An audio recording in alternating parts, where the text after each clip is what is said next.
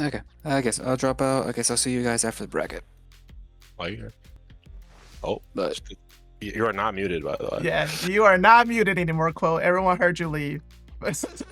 What's going on, ladies and gentlemen? It's your boy DatVip. This is Dream and Plays Online Street Fighter 6 Tournament. Welcome, welcome. And I have here with me Robbie V, the one and only. How are you doing tonight, Robbie? Doing good. Excited to watch some Street Fighter 6. Yes, sir, man. So we have a new season underway. We were just talking about that the points have been resetted. Everybody is now back at the lowly level master rank. Or for those who haven't climbed master yet, you'll get there. I promise you, you'll get there as long as you keep playing the game. But anyways, yes, so we have, I believe, 29 people that are entered for tonight's bracket. That's pretty cool, man. I haven't had less than 20 entries, I think, since the fourth bracket that I've run for these, so I'm happy to see that you guys are supporting this. Speaking of support, please make sure you guys hit that follow button. That way you get notified whenever I go live for the stream, and then we do these once every 2 weeks. So if you guys want to get updated from when the next bracket will happen, please make sure you guys check out the Twitter channel. And also make sure you guys subscribe to, I believe I'm on Blue Sky as well, and Facebook.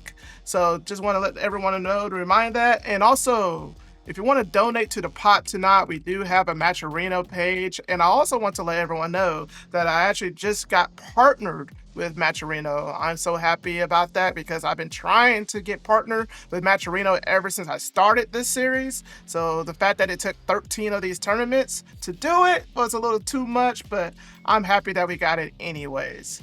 All right, so yeah, first up for tonight. Oh yeah, before we get started, I want to let everyone know what the rules are for this tournament series. All right, it is first to 3 the entire way. All right, so if you lose 2 matches, you're still in it. Do not leave until you lose 3. Okay, it is double elimination, best of 3 out of 5. We're going to try to stream as many matches as we can from the winner's side, and once we get down to winners finals, we'll head over to the losers bracket, get that all underway. So yes, so for the first match for the night, we're going to have Happy Trees. We have our resident Bison player, and he's going to go up against poppunmori. We have a newcomer here.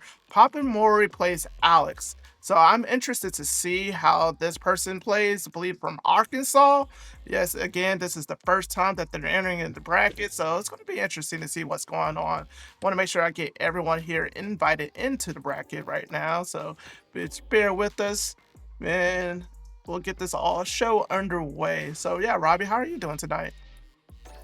Doing good, man. It's Monday, start of the week, start of the new bracket, our master bracket phase, as you will. Not a new season, but a new phase. Correct. A new season usually implies new characters, and coming hot off of Evo Japan. So I think the most important part of Evo Japan, besides the Daigo Mina kind of hype match exhibition, if you will, was the getting a chance to really see for the first time truly the highest level Street Fighter players.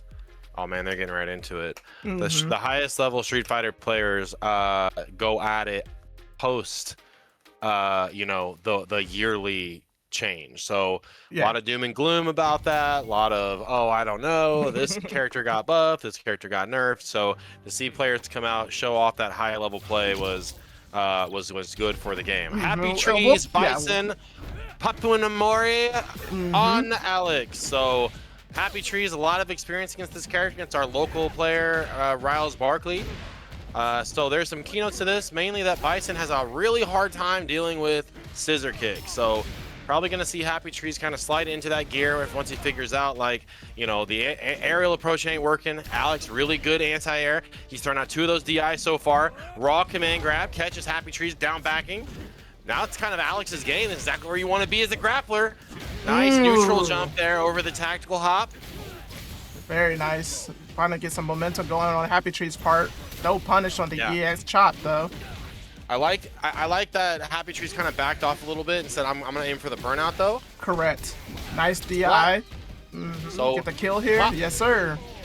Papu showed some interesting data in round 1. I'm going to be talking about data a lot tonight. Basically, what information is your opponent, are you giving your opponent and how are they reacting, and then what information are they giving you, and how are you reacting? So that raw kind of command grab, that walk forward, kind of see right there, that was not a true block string at all. Happy Tree's trying to up back right there, and that's a direct result of getting command grabbed early, especially out of the kind of the staggered pressure. When a command grab character puts hands on you like that, you've got to make that kind of executive decision early. Do I continue to down back? And that's exactly what Poppu trying to do right now. Ooh, what a Big punish. counter, and has the corner here. All right, this is looking dangerous. Trouble. Yeah, for real. Dance. The Happy Trees get the, oh my gosh, get the overhead and get the connection here. Going straight into the level 3. Yeah, I think this is going to be killed. So this is kind of one of the complaints that a lot of people are talking about with the current nature of Street Fighter 6, is that it feels like damage is too high. Indeed, you know, indeed. And it's kind of like, it kind of has the echoes of Street Fighter 5 of, you know, you get beat for like 65 seconds straight, and then somebody pops V-trigger, resets you one time, stun, super, done deal. That's kind of built in, kind of baked into the Street Fighter 6 damage at the highest level. And we're not talking about low forward drive rushes anymore. We're talking about like drive rush overheads that are not only safe, plus on block, you know, can really just deflate the entire neutral aspect of the game in a hurry. Poppu in danger, air it knee, gonna pay for it. Happy Tree's in control. Nice 2 again. overheads back to back. Another bomb for your trouble. All right, just goes for the Oki and the damage. Yeah, and go straight into the throw. Feels like it's so scary when you have Bison in throw range, because he's very large throw range. So even if he does kind of walk back, he still is able to grab you. I like Happy Trees changing up the approach on the drive rush, basically evolving offense off crouch jab, evolving offense off crouch medium punch, air, wow, roundhouse, finding a mark even. That after that, you know, advantageous, plus don't press the button here. I've already counter hit you a couple times. Oh, wow. Misses the devil's reverse, goes for 2. Oh my gosh, man. the DTT just completely whiffed there. That was a Hail Mary. Good stuff right there. So really, like, you know, we're talking about Happy Tree's offense. What can Poppu do to kind of flip things around here? And it's really kind of deal with the problem before it becomes a problem. Try to get out ahead here in these offensive situations to where, or in these neutral spots, to where you're not feeling like you're playing, you know, catch up so hard. There's scissor kick right there. Hard to deal with Alex. And right here, I mean, like, you have the life lead. You don't have to do anything big. And I think this is one of the biggest discipline things about kind of these strike grappler type style characters, is that everybody wants to put the big command grab on. It feels good. It's everything you want out of a character, but more times than not, a focused, controlled ground game wins the day. Happy Trees marching, high step as club, back roundhouse, another one, DI. Hard spot to be in, because just like we talked about, having those kind of stray command grabs find a mark, these DI resets. Now are you Poppu in the corner? Now is your finger hovering over that DI button at any given cost? And where does that doing to your mental stack? Cycle Crusher, anti-air, just on the tip. Try to keep those plus frames. Happy Tree still catching a lot of damage. Poppu not wanting to block, said I'm gonna get that throw damage one way or another, but will he get a shot? One more throw for it. Wake up level 1. Happy Tree sniffed it out a mile away. Yeah, Put 3 on the board for KC. Correct. That was convincing 3-0 by Happy Trees right there. Poppunmori needs to go back into the lab to figure out what went wrong in that match. There's a lot of things that you probably can look at when you go back and watch the replays, but Bison is a very strong character. I think even after this new balance update that Capcom had, Bison still kind of remained unchanged, actually, and I feel like he's still one of the top characters in the game, able to do that heavy damage. You kind of mentioned it right there, where this game does have a high level of damage, and Bison's at the top of the list to be able to just dish out that kind of damage. You just have to respect it. The way that I kind of try to frame Bison bomb pressure for players that are, you know, might feel uncomfortable in that situation, is that whenever Bison has the bomb on you, basically treat that situation like you're in the corner. Because the idea is, like, if you're walking back to try to block the bomb when it inevitably goes off, you're going to be close to the corner anyways. If you sit still and try to maybe parry, maybe try to like, fight your way out with the jab, try to get some damage on Bison for that bomb to go off, you're basically utilizing the same strategies as if you were in the corner. So, some people might mash EXDP, some people might do wake up parry, some people might try to mash out of it. Regardless, you are at disadvantage. So Correct. when Bison has that bomb on you, it's basically like he makes that stage really small. He makes that stage really small because you're never going to really see Bison put a bomb on somebody and then, retreat full screen. He's going to be right up on top of you, looking to take advantage of that frame, of those frames when that bomb goes off. So just kind of way to kind of mentally prepare yourself. Like, okay, I got the bomb put on me. How do I handle this situation? Treat it like you're in a corner. Treat it like you're in a corner. So, all right. So the next match that we have coming up, we have Ashura versus TCSDuo. Ashura from St. Louis. We actually just saw him just a moment ago. He's, rocking the Akuma, one of the solid players out there in that region, versus one of our own, TCSDuo, rocking the Jury. I feel like this is going to be a really interesting matchup because TCSDuo, he's kind of made some noises out here in our scene. He's done pretty well for himself. However, in order to take that next step, he's going to have to overcome this matchup against Ashura.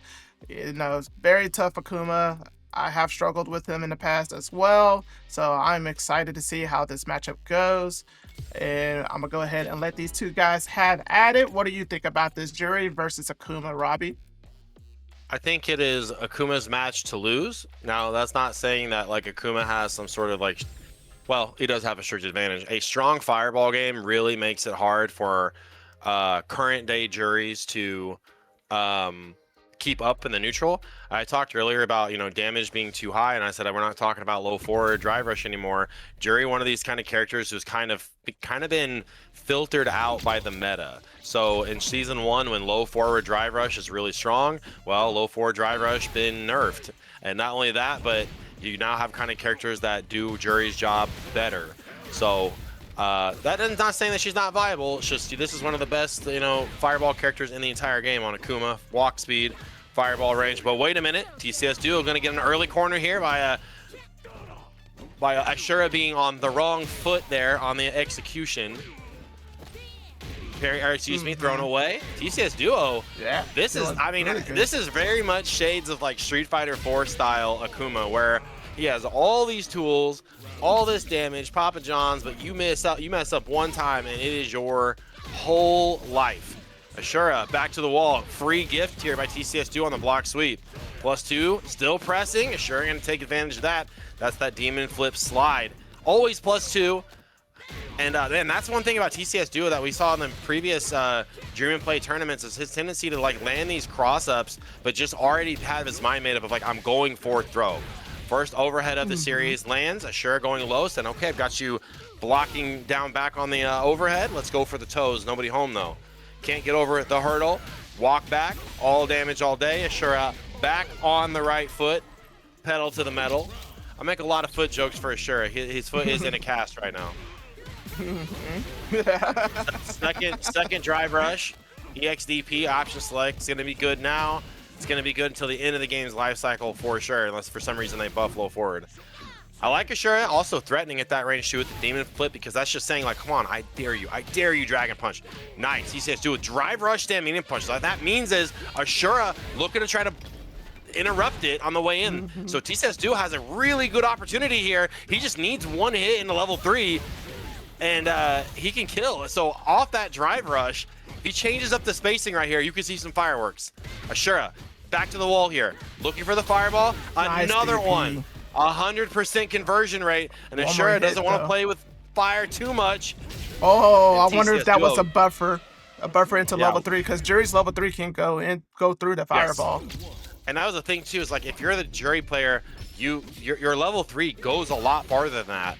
And that's exactly what we're looking for right there, the frame trap there on the drive rush. So but he should let the first fireball push him out, and then you buffer. As soon as you get back to neutral on the stick, then you start buffering the anti-fireball. Nice punish right there from Ashura, getting Jury all the way closer into the corner here. More pressure. This is why Ashura's Akuma is so deadly, because every one of these block strings are keeping Akuma at his optimal range. Optimal range to continue pressure, optimal range to anti-air if you try to jump out, and keeps these fireballs safe. Even if Jury had meter right now, you could not DI any of these fireballs, because Ashura keeping it very tight, very compact, much like the bandages on his foot. On the outside of that, crouch medium kick, but TCSDuo answers back forward heavy punch. So like this adaptation by Duo, have to keep it changing though. Can't just rely on a single route. And the fireball game and the spacing making it so uncomfortable in TCSDuo, he really hasn't been able to get a lot of fuhas on deck here. You know, this is Jury's kind of hallmark, and man, huge opportunity. Ashura says, I'll do it myself. Not only will I burn out, but I will rarely miss the DP. Finds the shimmy. Back to the wall. So man, you could superimpose this round with the first round of the night, and an errant DP spells the end of the round for Akuma.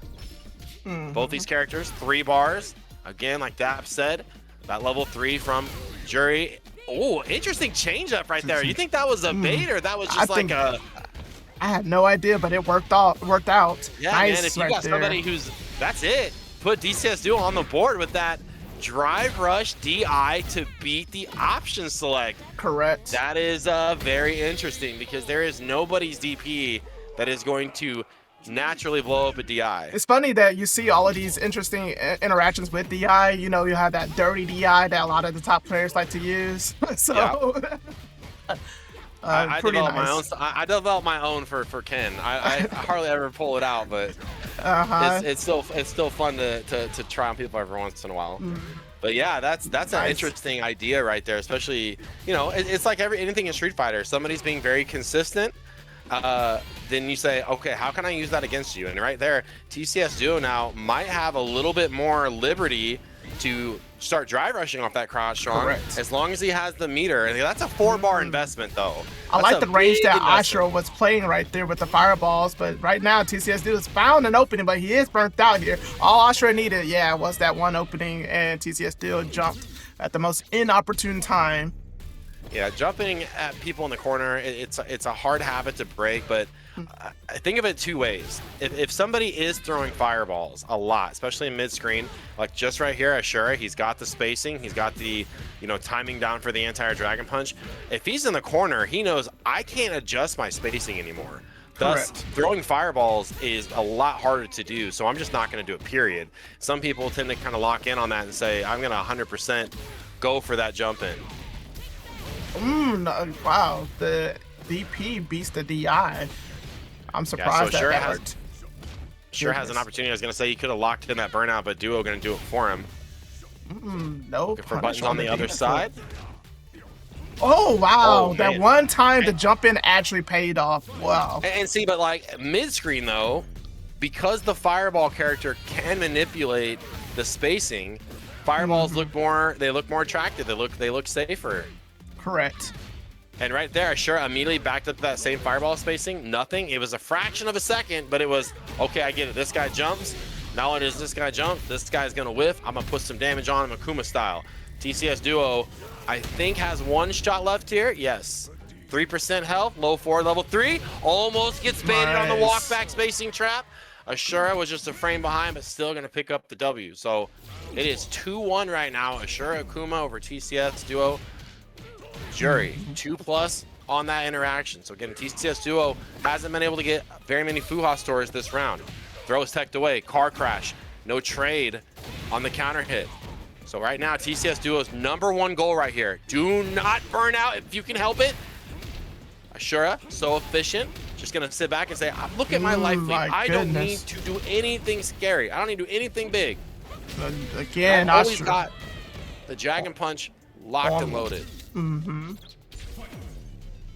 Yeah, he's very on point and very solid with those DPs, man. It's very good, and Akuma has all the tools needed in order to succeed. That's why you see a lot of players play this character. And the strongest tool, in my opinion, that Akuma has is his walk speed, because that is what is absolutely dominating this match right now for Ashura. When I am always at my optimal range, I'm going to talk about it a lot. When I'm always at my optimal range, I am always at advantage. Correct.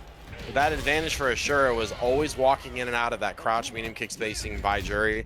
So what you have to start doing though in that neutral in order to adapt is you start walk up with a crouch light kick just to see what your opponent's going to do in that situation, or walk back and with, you know, a low risk button, you know, so like a light button, you know, or a medium, something to try to misguide your opponent's focus and try to hide your own intent for how you go in. Can't just be walk up crouch medium kick, can't just be walk up heavy button, because your opponent is always looking for that exact space to counter.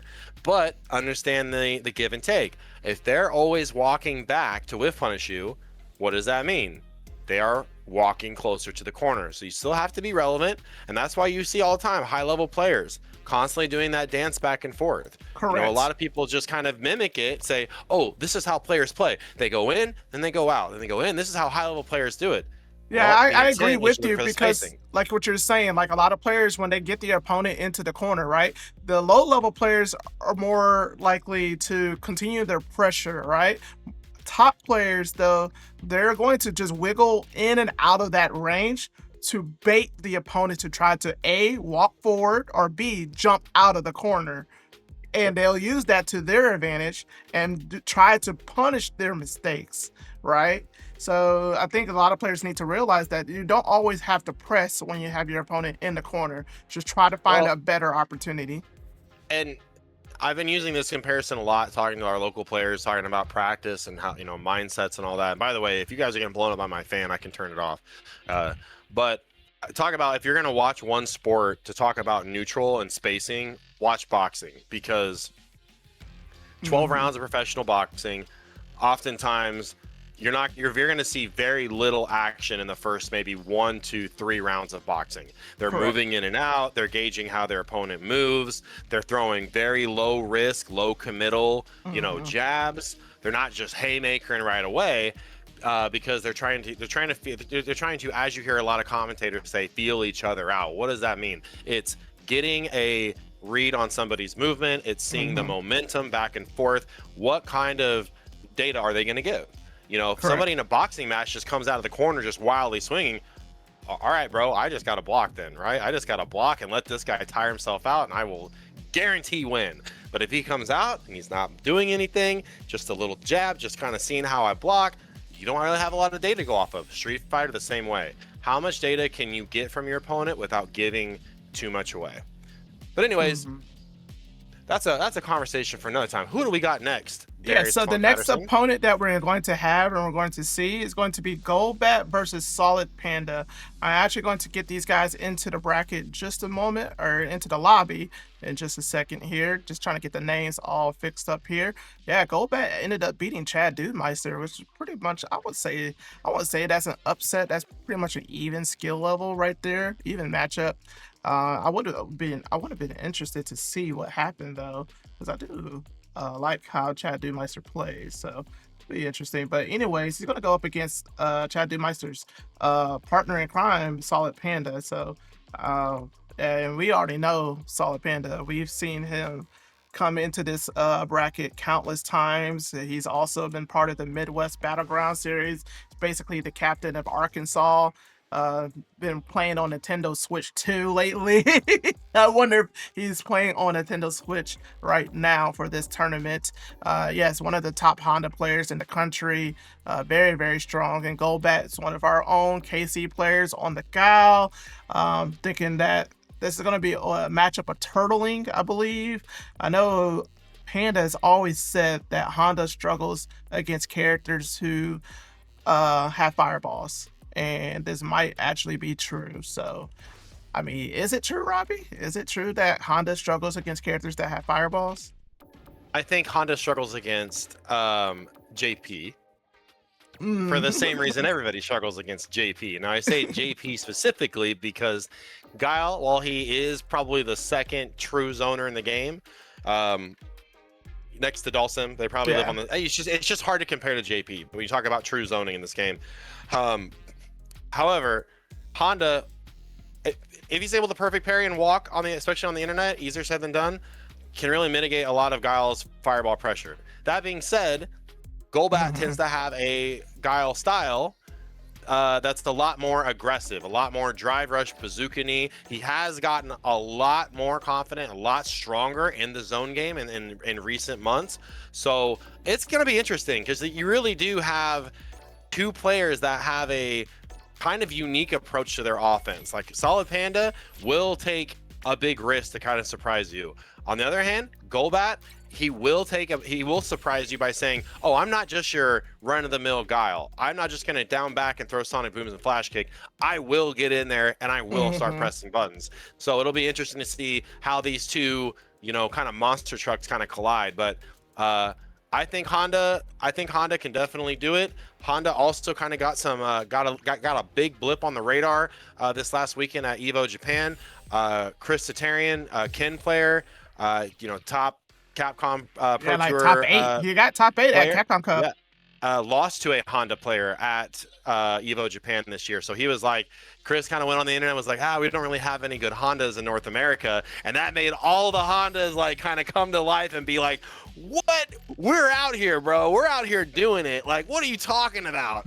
So like I said, I think that was kind of the signal boost some Honda players need. Panda even did tweet about that. He was like, man, is Honda bad? Is Honda actually good and we're all bad? Or, you know, so it's good to see stuff like that, especially characters that are a little bit more underrepresented, like Honda, see a little spotlight.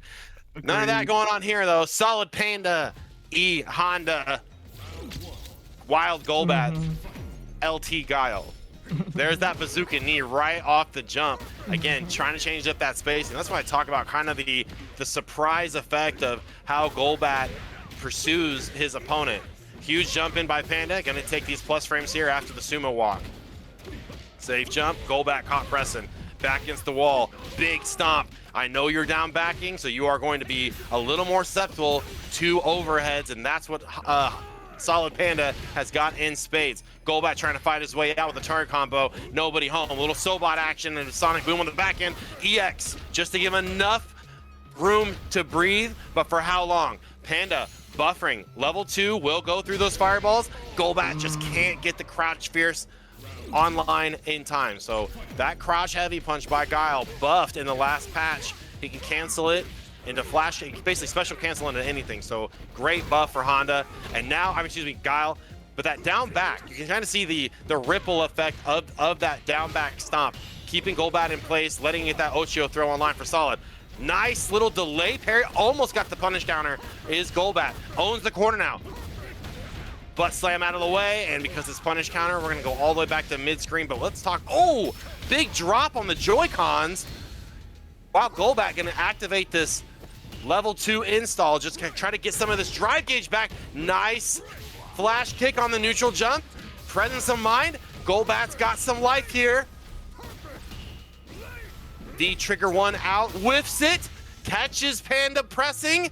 Last bar again. The crouch fierce betrays him. The diet. I think what do they call that in High Score Girl? The diet jump or whatever. The diet. I don't remember. Pile driver when oh no, empty jumps. The crouch fierce. Yeah.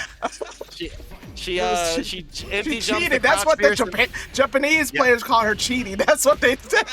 It's called like the diet spinning pile driver or something like that. I was like, this is my favorite show of all time. Oh my 10 goodness. out of 10 High Score Girl. I highly recommend.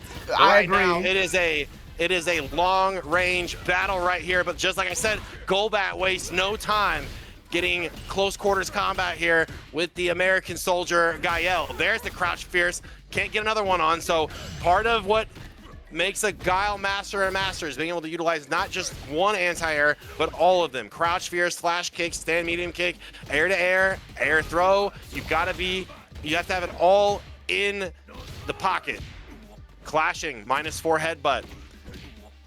Golbat again, crouch medium kick target combo. Really betting the spacing on that. And again, nice. That's the bait Golbat was looking for the first time. He got a counter hit the first time, but that punish down is really what you want. Kind of that misdirection, that sonic cross that I want you to hold parry because you think the fireball's coming. I got something for you here. Again, the punish counter on the target combo nets Golbat extra damage on the ground bounce.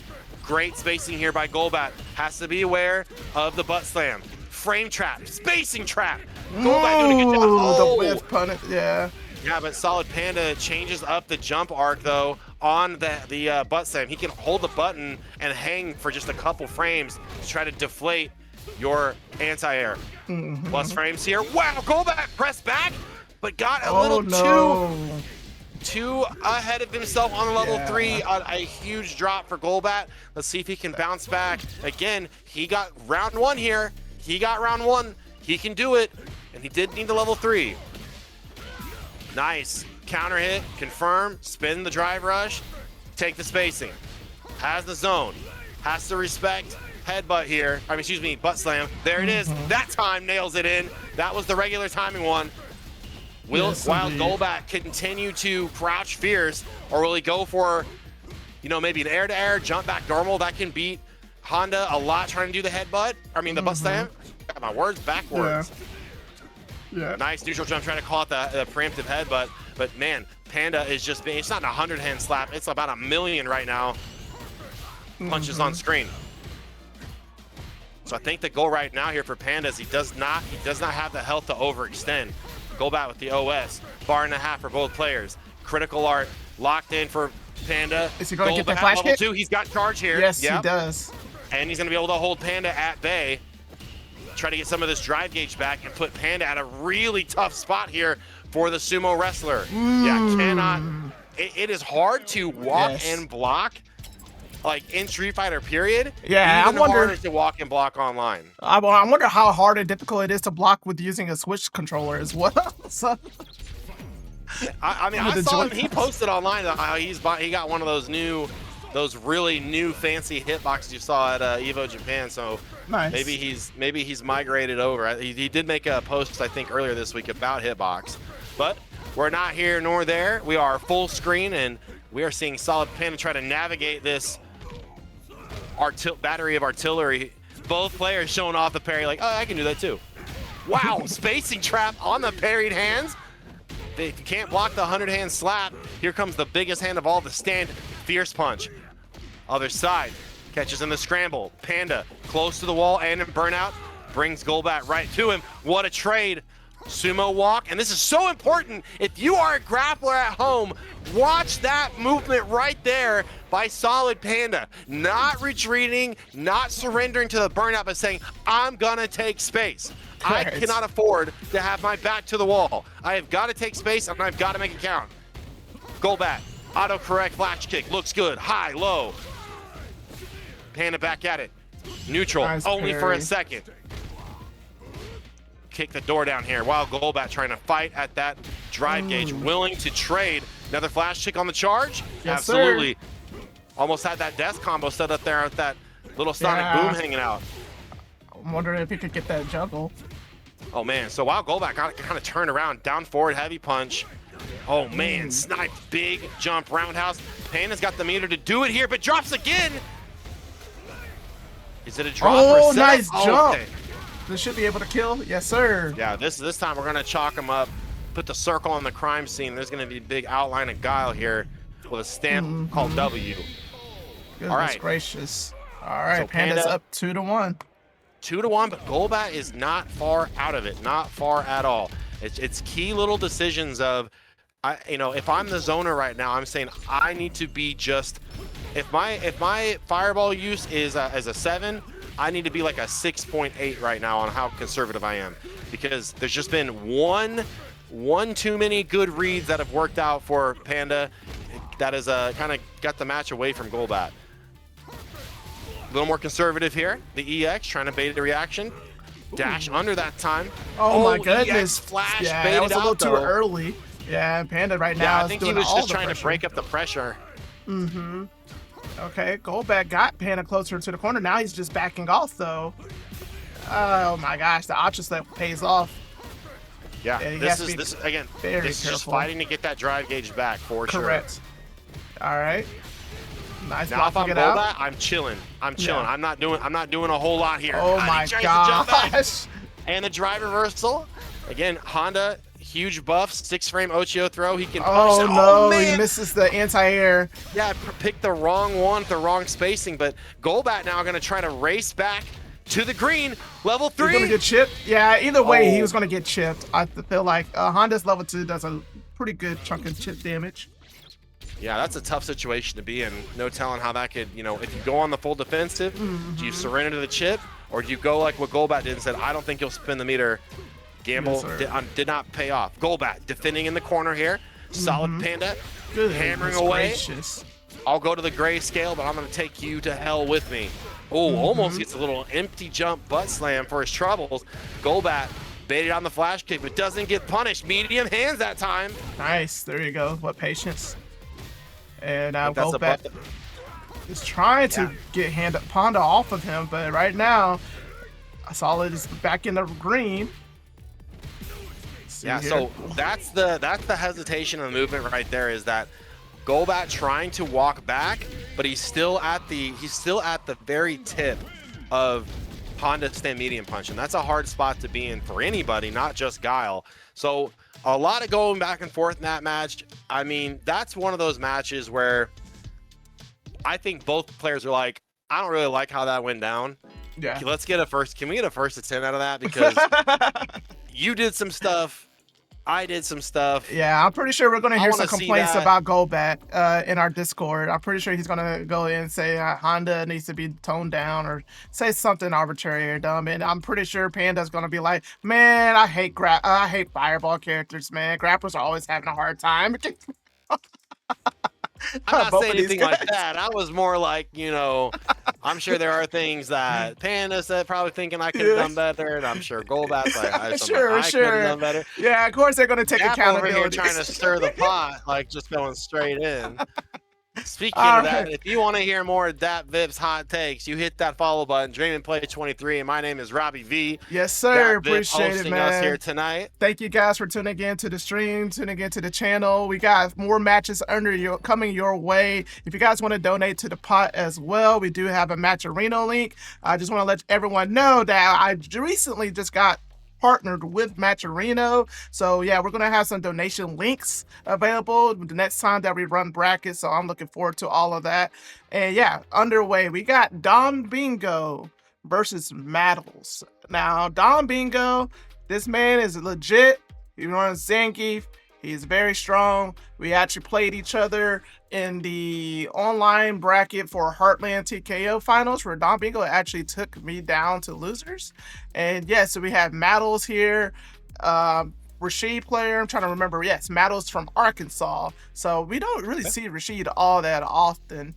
And I don't care about Rashid. We don't see Arkansas that often. So shout outs to Arkansas. Yeah, really, I know. Appreciate coming you guys. out and representing in these brackets. I know they're online, but the fact that your guys' community is putting in that work on a Monday to get some Street Fighter 6 in is really awesome, because again, a lot of these Midwest states don't get a lot of love when it comes to giving some of our stronger players some spotlight. So many props to Arkansas come out and representing. Thank you guys. And I mean, thank you to all the regions that are participating in this event. We have players from Alabama that are now participating into this event. I do want to try to spread this out as well, try to get more states involved in it. I know my home state, Georgia, they've been asking about wanting to participate in this as well. So, we'll see. I know Chingo wanted me to get some person from Maryland. I'm like, I don't know if I should add anybody out there in the Northeast. That's a little too far away, but maybe I am curious to see who this player is and can he compete out here in the Midwest. All right, so with all that said, we're gonna go ahead into our next match. We're gonna have DonBingo versus Mattles, Rashid versus Zangief. So it's gonna be, I don't know. Have you seen this matchup often, Robbie? So I try to save this phrase for like the end of the tournament, but very feast or famine. So either Rashid is definitely a character of death by 1,000 cuts in Street Fighter 6, with that exclamation point being the level 2, whereas Zangief, especially DonBingo Zangief, being very much death by 1,000 cuts. I just do 1,000 damage in a single cut. So right here, this is the start of it. Death by 1,000 cuts, big shimmy. Mattles being conservative, has to keep the frame advantage. DonBingo slapped, punched, elbowed, all kinds of ways. Just needs one solid read to make it work, and a back throw to get it started. So up backing already shows that Mattles is got that SPD at the front of his brain, does not want to get scooped. And another down back throw. So even though that's mid-screen, that is kind of indicative of a delayed throw tech, classic of Street Fighter 4 days. Big headbutt, still pressing on it. Scary stuff, and I love that DonBingo sniffs that out. Like I said, not death by 1,000 cuts. I do 1,000 damage in one cut, and that cut is called EX Lariat, and we're going low. So there has been a lot of data. I said I was going to state a lot. I'm going to point it out. A lot of information exchanged here, and that is Mattles does not want to deal with that SPD. I'm going to walk back. I'm going to up back, whatever I can do. Wow, great tech. Mattles can still, I think, pick it up there with Eagle Spike, but regardless, DonBingo very smart to use the invincibility frames from the projectile of EX Lariat. What a neutral jump headbutt! Call out by DonBingo! My goodness, it is one thing to say, I need to get away from the SPD. It's another thing to say, I'm gonna meet you halfway. Neutral headbutt, SPD, EX Lariat, level 3 on the back end. Wow. That was a call out that DonBingo started crafting all the way from round 1. Oh, you want to try to jump out of my pressure? I got something for that. So let's see what Mattles has here. Opting for more long-range game here, trying to get the win shots going. Wow, risky sweep on Wake Up. Try to blow up those armored frames of the shotgun punch. DonBingo weathering the storm that is Rashid pressure. Exactly the kind of page you'd like to see. I'm going to stand at the spot where I can just anti-air if you jump out. I'm going to make you overextend. I'm going to make you overextend right here. Mattles, chopped up, headbutt. Nice EXDP, hard read, but how far can that take you in your defensive decision making? You're right back in the corner, can't do it again.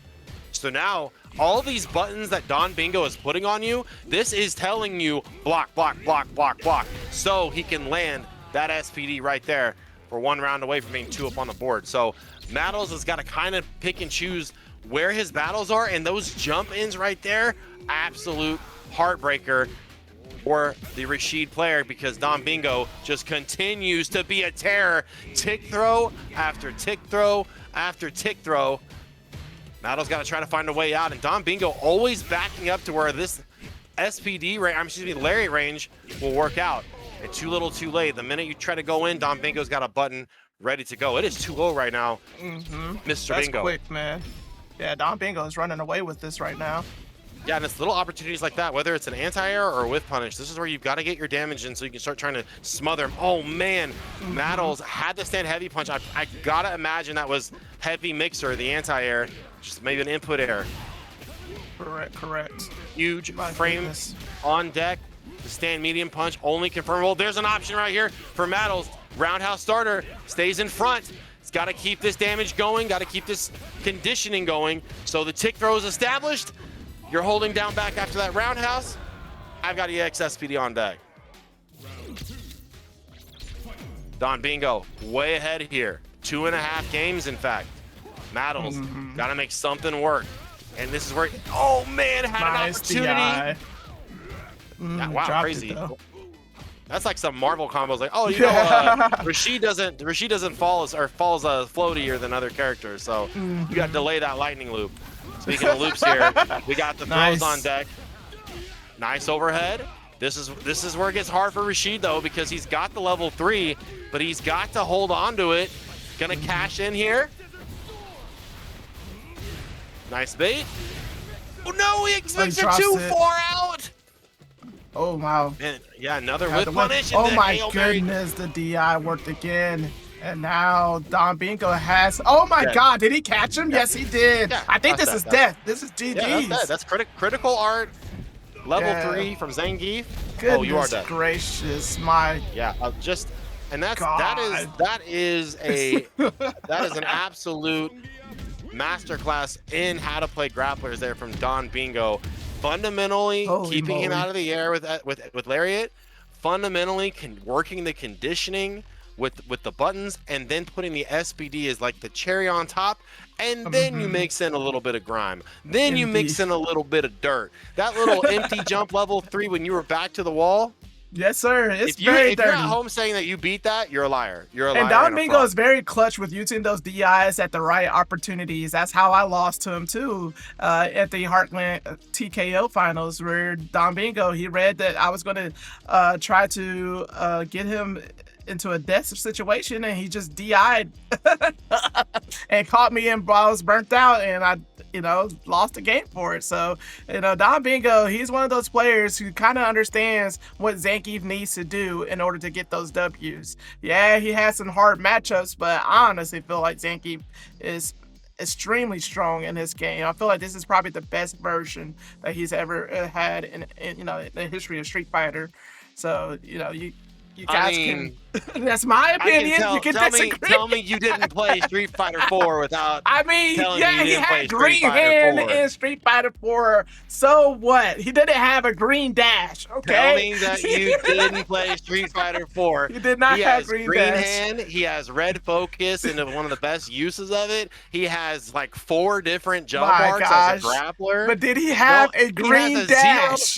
Zero frame startup stand medium punch, Darius. Let me say it again in case you didn't hear. 0 frame stand medium punch. Whatever. But anyways, thank you guys for tuning in to Dream of Players Online Street Fighter 6 Tournament. I am your host, DatVip. We got Robbie V on the mic. We got Quote running the brackets. Appreciate you all for watching and tuning in to the stream. Yeah, we're going to take a quick ad break. We want to let everybody know what's going on. Oh, yeah. And then, by the way, someone donated $30 to the pot. So appreciate you for all the donations on Matcherino. Thank you, guys. This is going to go to the winner of this tournament. So, yes, again, I'm just going to let everybody know what's going on in the scene, in the community out here. So, Kansas City, we got a bunch of tournaments that are going on. One of our local tournaments that we have is called Top in the Shop. This is the hangout spot for anybody who loves fighting games. We have Robbie V. He's usually the organizer of that event. Him, usually, Scrum B, but Robbie V, he's there every week. It's my tournament. How many weeks? How many weeks have you been going to Top in the Shop, Robbie? How many weeks have you been hosting it? You want to let everybody know? To give the rundown. I did some soft. So 14 years of locals in October. I did some soft math. That breaks down to 640-ish weeklies or something like that. So I've been doing this for a minute. Top in the Shop every Thursday. Kansas City's longest running local, probably one of the longest running locals in the entire Midwest. Street Fighter 6 and Tekken 8 are our 2 marquee games, but we also host a really awesome mystery bracket every single week. Our mystery game community is really awesome. So if you're in the 816, you're in the Kansas City area, and you want to swing by and grab some fighting games, please check out our Discord. www.kcftc.com is a one-stop shop for all Kansas City fighting games. Awesome. And then we have our big tournament that's coming up. It is called Kansas KO. It's hosted by Zonrudo Eduardo out there in Wichita, Kansas. One more time. The tournament will be in July 18th. Everyone, just going to make sure that I get the link to the tournament page out here for you guys, so that way you can go ahead and register. We have registration. Standard registration is going on till June 14th. It is $45. So you have until June 14th to pay $45 to get registered for Kansas KO, or after that, it will bump up to $55. So I recommend and encourage you guys to go ahead and register. This event is one of the best events out here in the Midwest.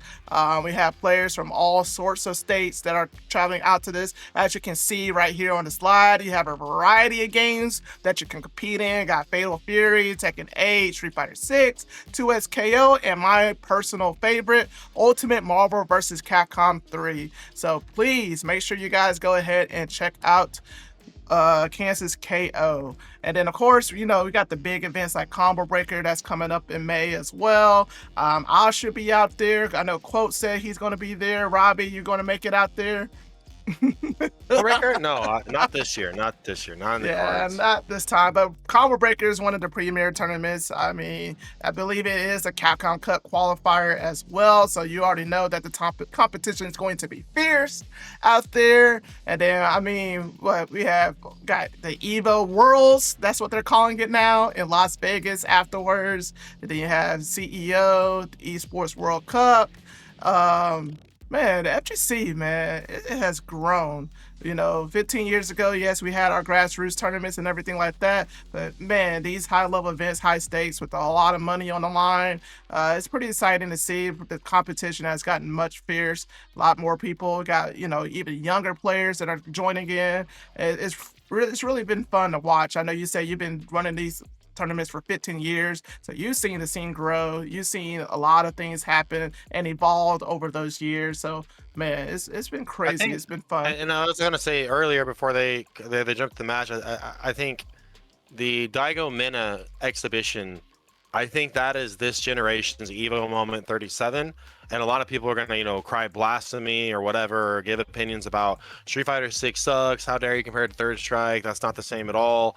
But the thing is that match it went outside of the FGC in a lot of different ways. A lot of people that had never seen Street Fighter played at that level got injected into the highest level competition from frame one. They didn't have to wait Friday, Saturday, Sunday to see grand finals to get that type of action.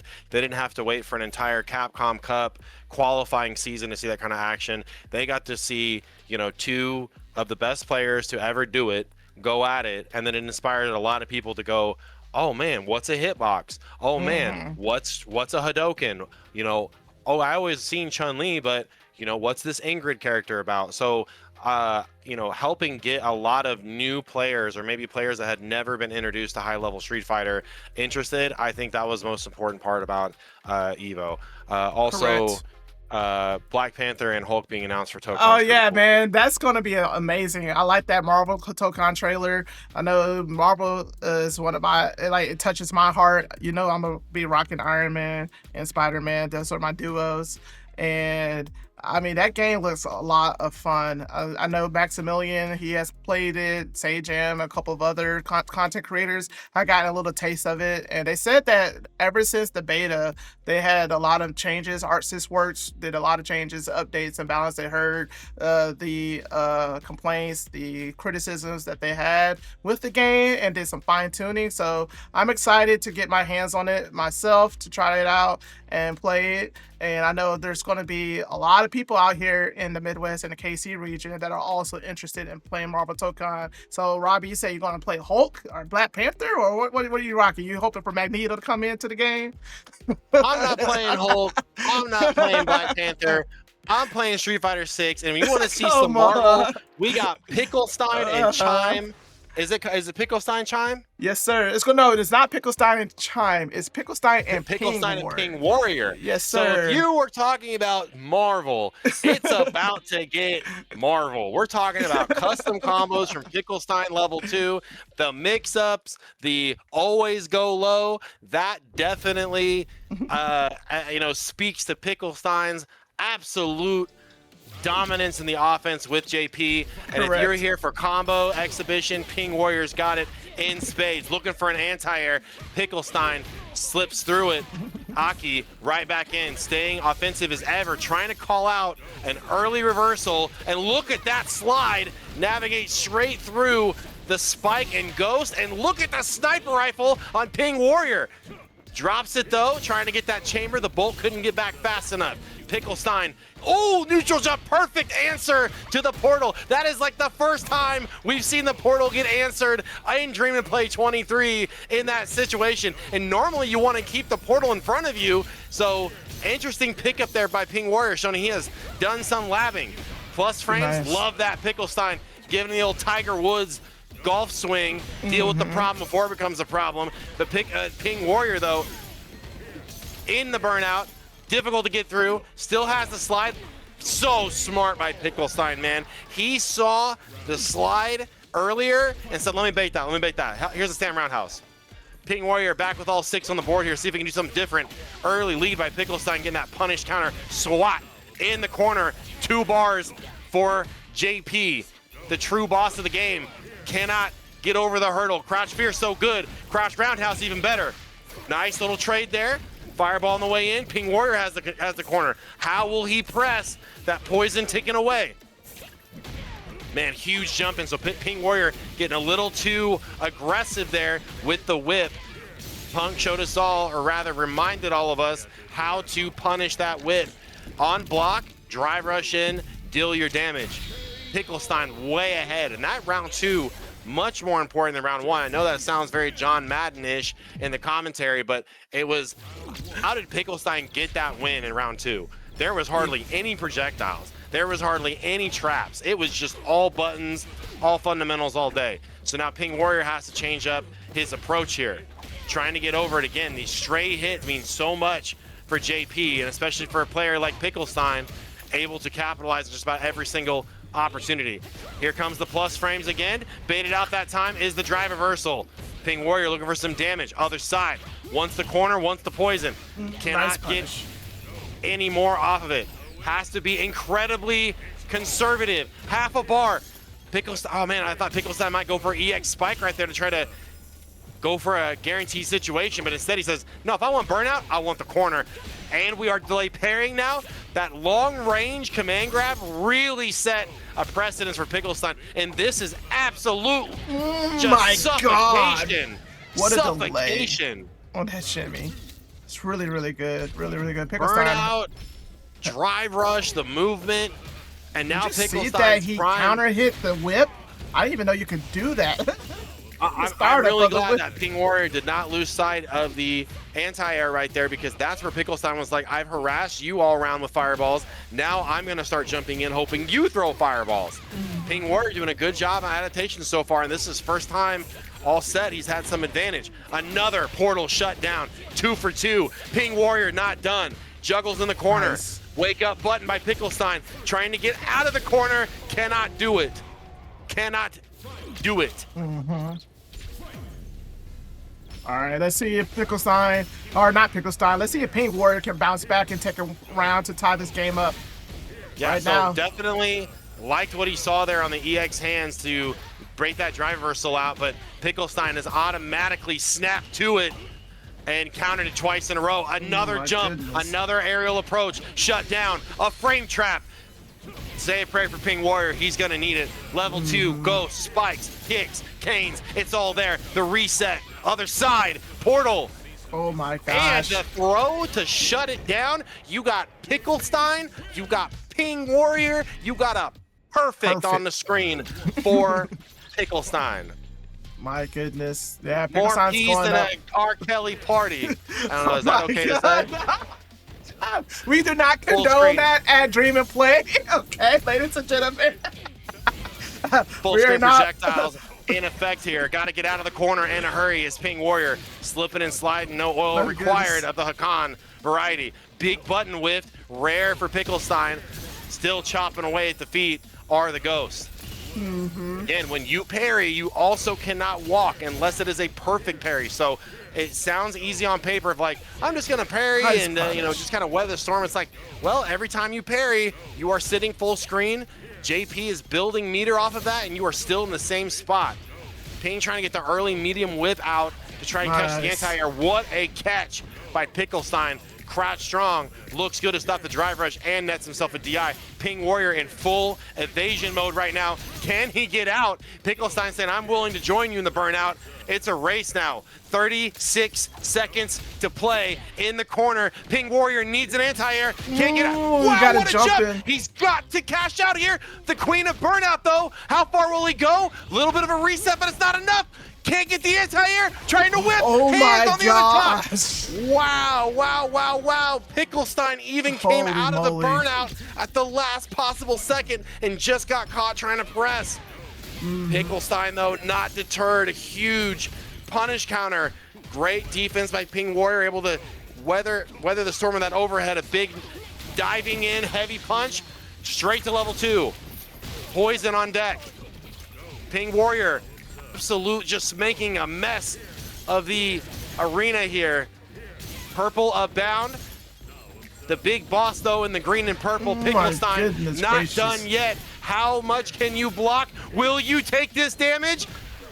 Ping Warrior trying to hang on to that orange bar. Can't get the throw out. PickleStein looking for an overhead. Ping Warrior manages to survive. Projectiles in place here. Can't get complacent. Ping Warrior needs an EX Fireball to try to get in some kind of meter. But PickleStein was ready with the great wall of JP, able to shut it down. Indeed. Man, yeah, Ping Warrior needs to find another way to approach, man. He is getting mauled by this zoning. Yeah, Ping Warrior, though, has kind of got that clutch gene going right now where he can get it in. But PickleStein, slowly but surely, taking those options away. The checkmate impending. Room on the board getting smaller. PickleStein up 2.5 games. Ping Warrior has got to make something happen here. Does he opt for a sneaky reset? Nice. He's whip punishing a lot with PickleStein. Not making any big damages, though. Man, nice pay attention anti-air. to that fake ghost. Pay attention to that fake ghost on the anti-air. That's a command grab. Oh, no. Cooking, but he won't even need it. Yeah, Ping Warrior tried to parry that jump in, but it just did it a little too early. Good stuff from PickleStein. He takes it 3-0. My goodness, man. JP is a monster.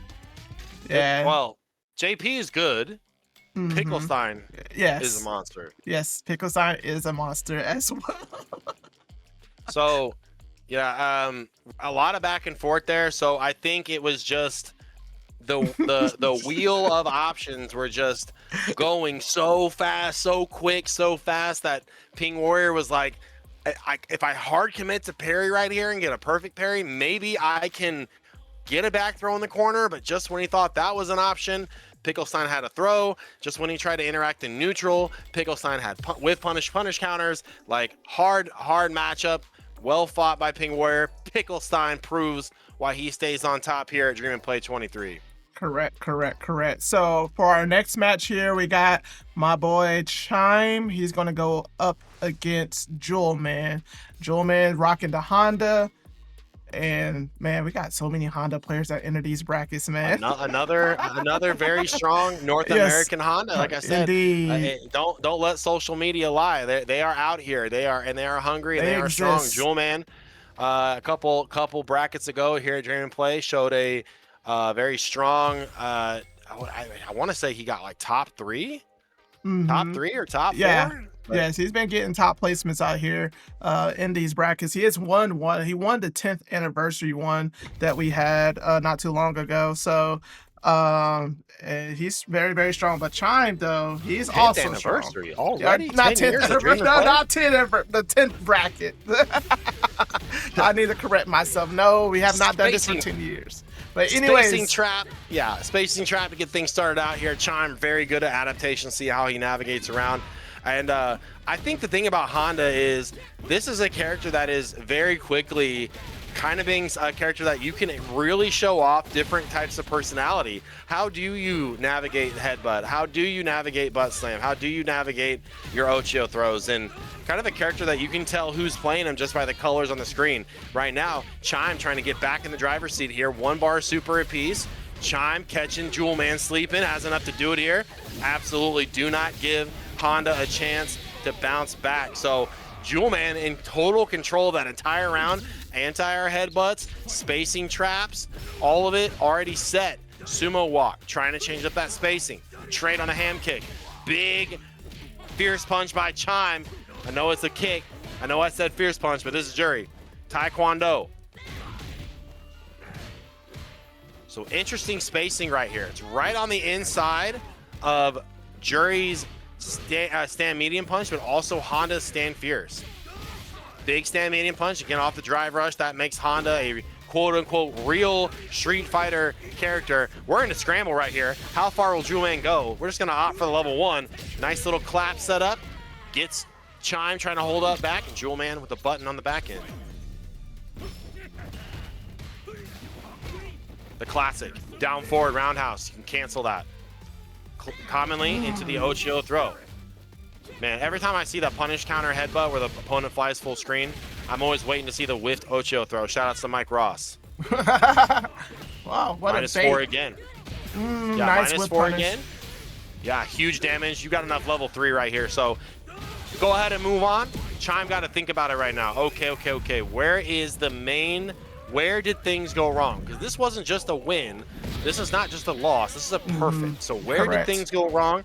What can I do to tighten up?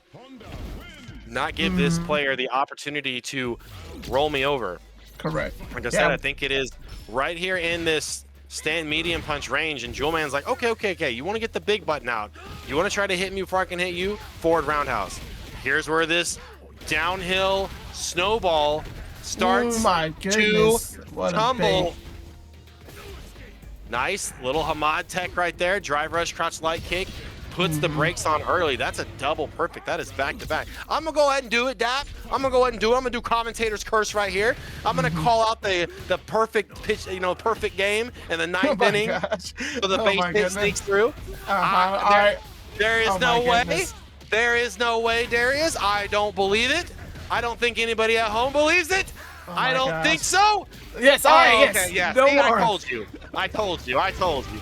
Yeah, nothing matters now. Nobody triple perfects me. Yeah, all right. Dang, Chime definitely needs to go back to the drawing board, take a breather here, figure out what's going on. Yeah, Jewelman's Honda is no slouch. Chime has beaten Jewelman before. So, but Jewelman has gotten it all starts right here. Can you get a crouch medium kick or a stand medium kick online? Correct. Can you try to win that space? Can you try and force Honda to do something big? Because Chime did win round 1. Like, despite being kind of rolled over like that, he did win round 1. So it's those little situations. And that's exactly what I was trying to talk about in TCSDuo's match when Ashura was standing just outside the range. Was now Chime has changed his momentum. He has changed his timing, and more importantly, he has changed his purpose and how he navigates. So you're either inside or just on the outside. Nice DP, and you absolutely have to have those fundamentals locked in to capitalize on the rare mistake that Jewelman has shown so far. Correct. A lot of crouch heavy punch right there. Chime surrenders the situation. Doesn't want to risk getting perfect parried in the -4. There's a stand like you haven't seen it. All right. Chime starting to show something, but Jewelman, the closest thing that he's got to wake up headbutt is the EX, or actually wake up DP is the EX headbutt. Chime needs this momentum swing right here. Jewelman gonna be at level 3 or close to it at the end of this. Will he press? Will he press? He does. Stays in. Chime, frame trap. DIs him before he can get to level 3 out. Chime, again. So this is such a good example of what we were talking about earlier in Ashura and TCSDuo was recognizing I am getting picked apart in the whiff punish game, so I'm gonna stand just outside. I'm gonna change the timing, and sometimes doing nothing is the best button because now Chime has upshifted the tempo. Chime in control, almost baits out. There's the throw on the back roundhouse. Trying to backdash, trying to get something out. Chime answers back with a perfect of his own. That's good stuff, Chime. This is what I like to see. The decisions that define us here. Jewelman back to that forward roundhouse spacing, trying to use the headbutt as a measuring stick. That's what he wants trying to do, is to start pushing out those big, slower buttons there by Jury. Forward throw looks good. Chime on the way in. Excellent defense by Jewelman. Have to defend the mix here. Tries to get back, can't get out in time. Back to mid-screen. Jewelman hunting that drive gauge. That's what I like that. See there, that stand medium kick. And again, Chime recognizing immediately, this is the space I'm losing. Get me out of here. Get me out of here. Another overhead dismantled. Can't get to level 3 out in time against the head, but pretty much the only hope there. So Chime has to clutch up here in a hurry if he wants to stay in winner's side here at Dream Play 23. Correct. Do you press? Nice bait. Did not trust it. Again, that time. Trying to get out of danger is Jewelman. Big button, didn't work out for Chime again, man. That stand heavy punch has been getting him killed a lot. Jewelman been active at that exact spacing, that exact time of year. Aurora Borealis in the kitchen. Ooh, he tried to get the crouch medium kick, but yeah, it's too far away. Now he's close to the corner here. Chime has to find a way out. If you're Jewelman, you can just do whatever you want here. Yeah. You can do whatever you want. You can push. Oh my goodness. Wait a minute. Low forward, scale down. Chime has to be careful here. It's not going to kill, so this is going to be a tricky situation. What's going to happen? Not going to kill, but if he Wow, gosh, jump back jump jab. back. So smart the DI. Oh my That's god, will trying he to have live? enough. He doesn't. No, he does not have enough health. My goodness, just a little sliver. Good stuff to Not Jewelman. enough to cash the check. Mm-hmm. I got a little graphical assist here. Honda Sumo Master. My goodness gracious. Sumo Grand Champion. Little Magic the Gathering going on there. E Honda. Yes. Showing off your cards, man.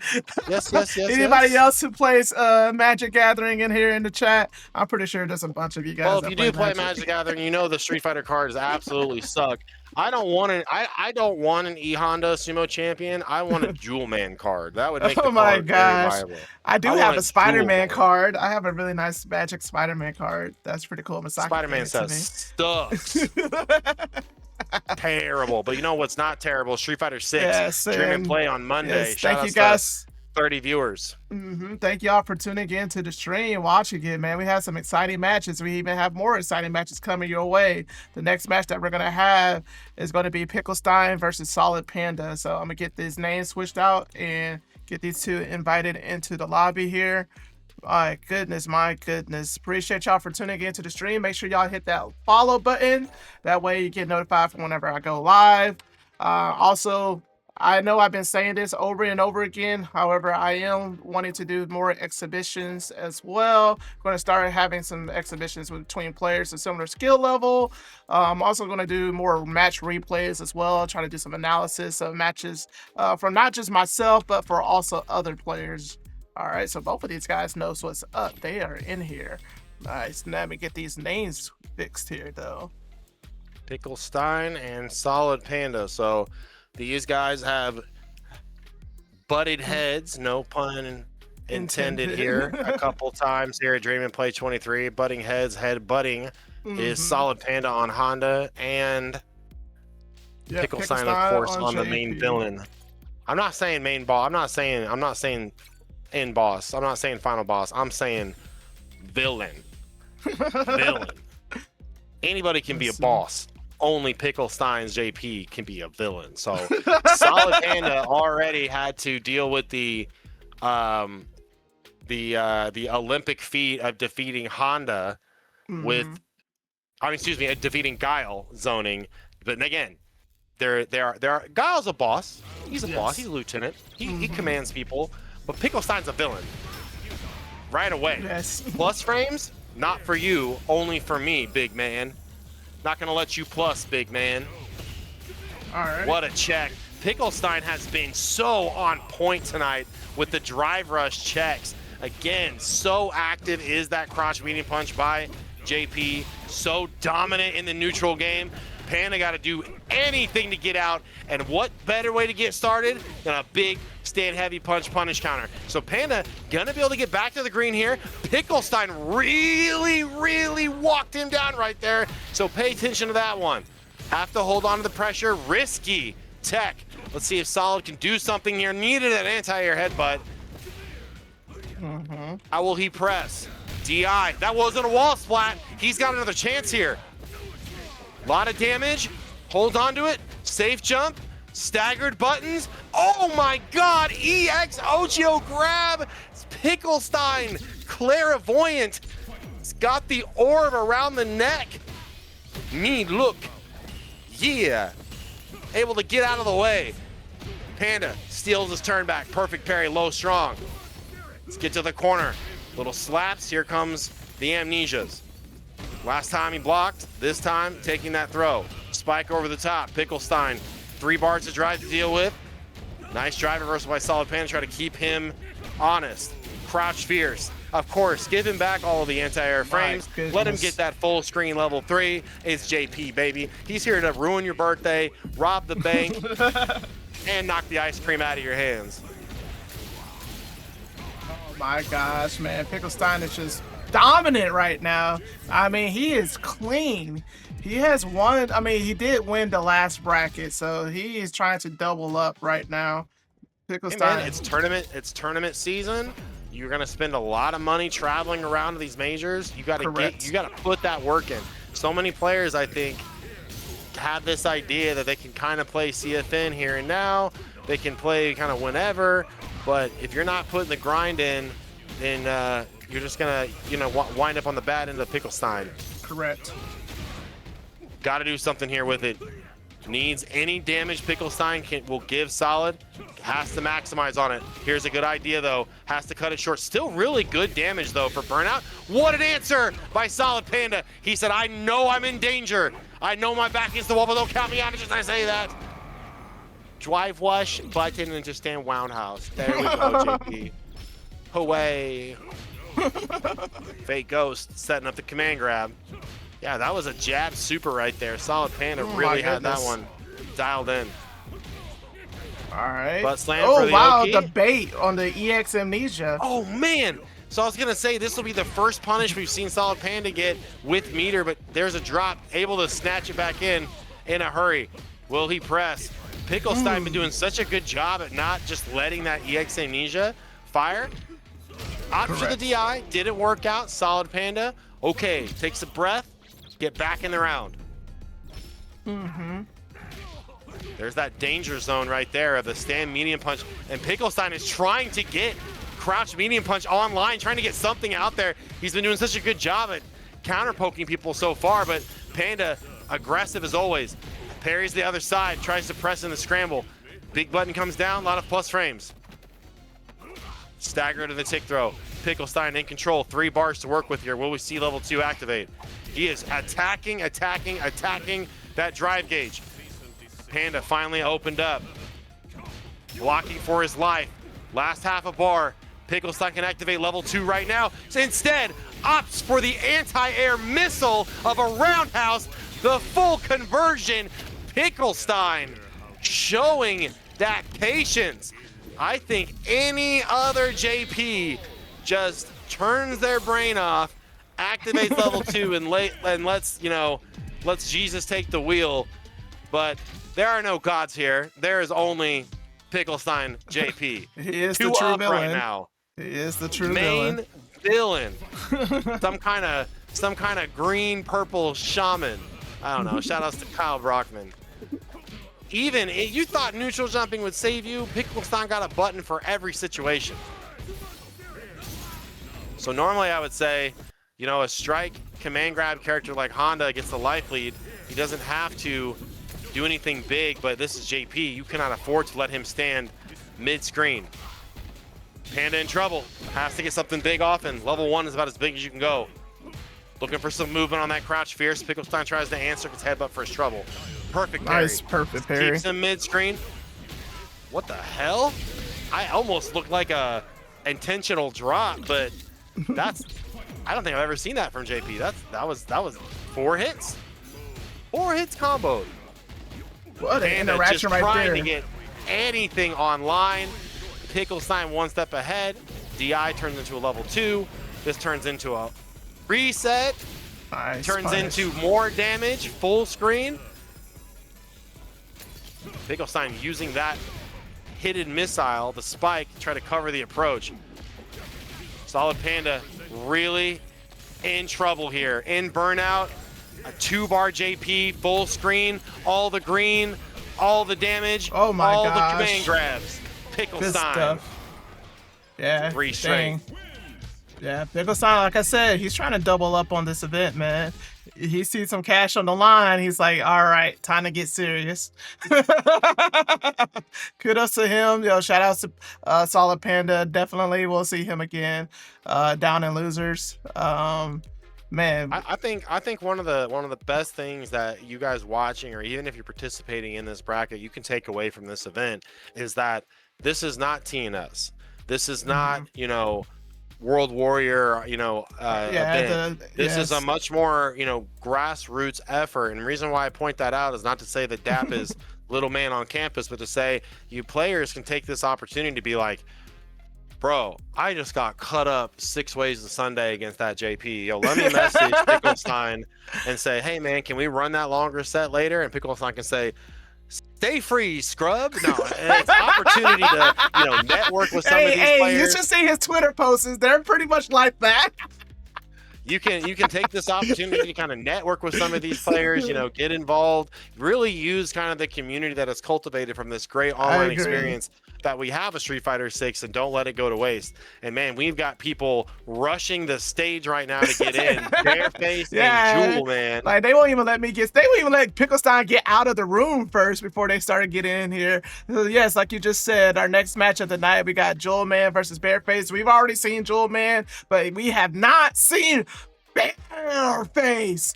Are you really you're gonna steal my Bearface intro? Hell yeah, baby. It's pretty dope. Oh my goodness. Yes, sir. The only villain here in chat is PickleStein, Dap. Don't make me. No, please. But yes, sir, we got You haven't seen the Hero Robbie V show. I'll put you villains in their place. Oh my goodness. Hero, villain, it doesn't matter. Dat Bip is the king in this tournament. But anyways, Jewelman, Honda, Bearface, Ryu. Oh yes, the modern Ryu. In fact, on PlayStation 4, so it's going to take a while before this match starts. Yeah. So, what's funny about this is I thought it was trolling. I thought it was trolling. I thought the PS4 was just like for fun. A joke. And I was notified very quickly that it is in fact actually on PS4. Yes. All right. Jewelman back to the wall. Solar Plexus catches the wake-up option here. Bareface, a lot of damage and no batteries required. We go from the PickleStein P's to the Ryu with the perfect. Nice walk back from Bearface. That was a bad dash, right? Yeah. Yeah, back dash, low forward to whiff punish the headbutt. Normally you don't see that. That's kind of a different option there. So Bearface with a stand light kick, the bear kick as it were. Trying to keep Honda out. This is a matchup old as time and hasn't changed much. Oh my gosh, we have seen Jewelman hit so many people with that situation. That setup is too good.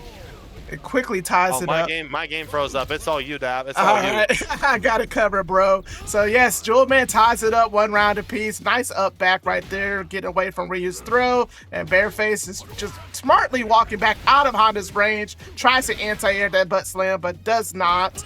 Man, Bearface, checking Jewelman, making sure that he respects his normals. Bearface is fireball closer. Oh my gosh, I thought he could get a follow up there. All right, man, with all of this pressure, now Bearface is burnt out here. He has to be careful. Jewelman hits him with the drive impact. And he has level 3. Is he going to spend it here? Yes, sir, he will. He won't kill, but it does a lot of damage, and it stops Bearface from recovering his drive meter. So Bearface has to be smart here. He has to be very careful. Jewelman can chip him with headbutt, but Bearface is on modern. He can react with level 3, and he does, but Bearface, that risk does not pay off, and Jewelman takes game 1. I'm pretty sure. Okay. I'm just now caught up. Welcome back to the show. All right, so man, speaking of villains, Bearface is STL villains right now. Yes, sir. Indeed he is. Let's see if he can be Jewelman's villain right here, prevent him from winning this tournament. Right now, though, it is not paying off. Nice crouching medium kick.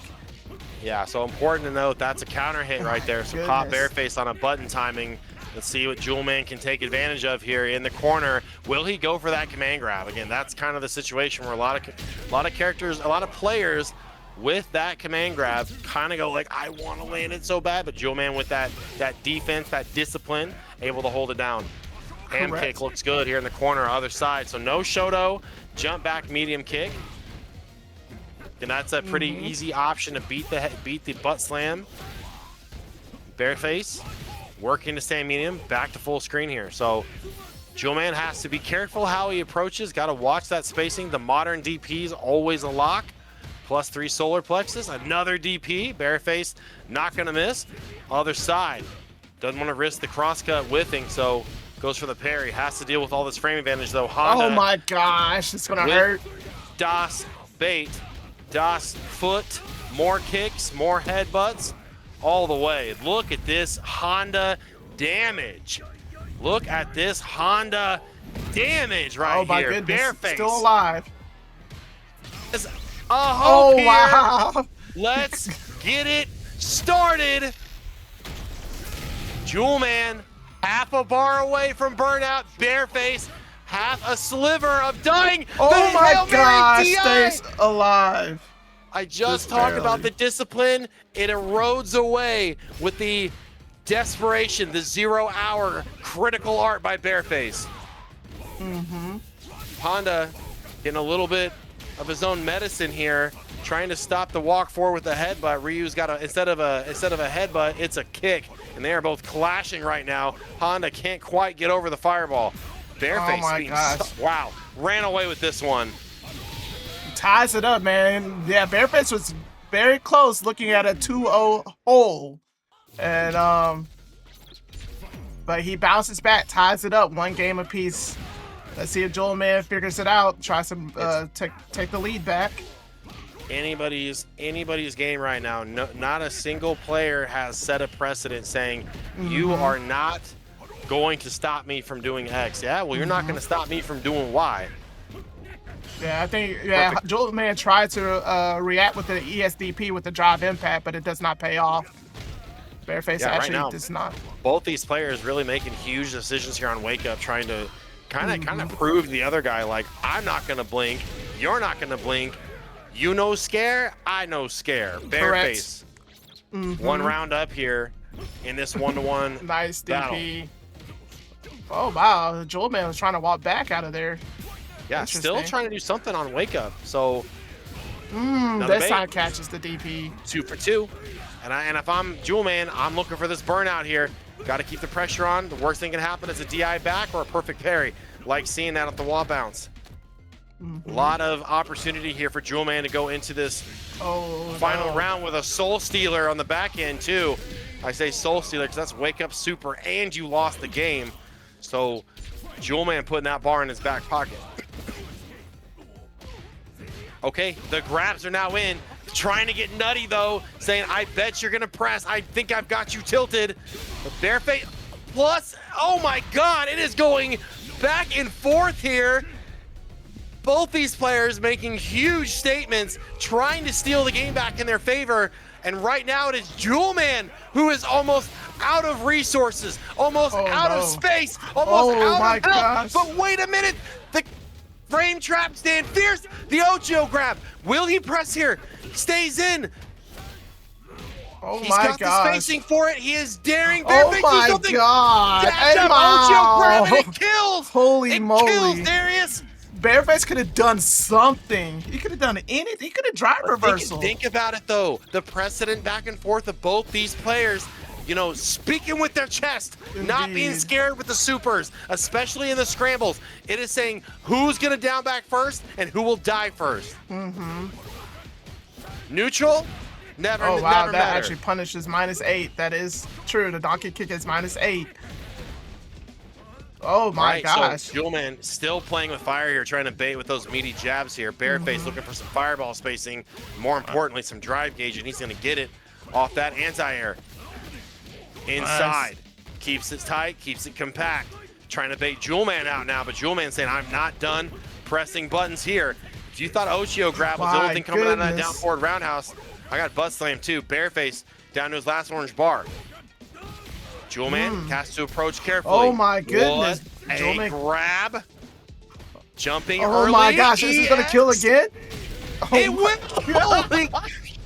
Every time Bearface gets so close, Jewelman just finds a way. Out early to not deal with the command grab, Darius. He jumped out early to say, no, I got the space to do it. Let's fly.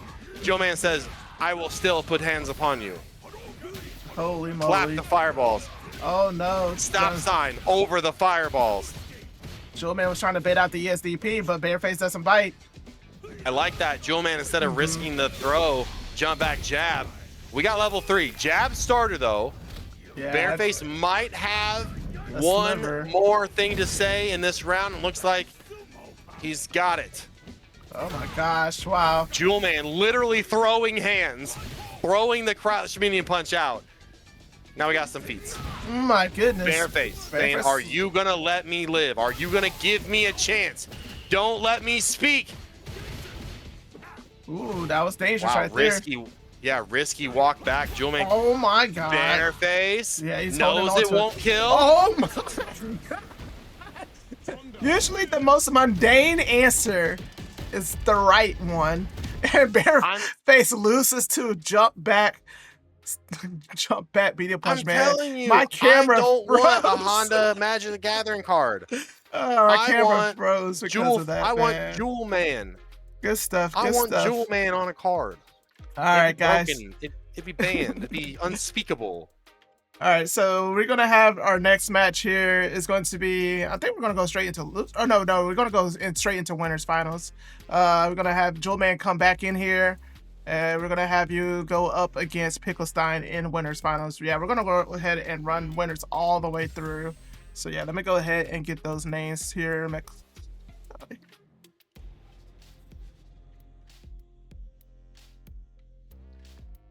think there should already have the invites here. While we are waiting for the next match, thank you guys for hanging out with us all these weeks. Dream and Play 23.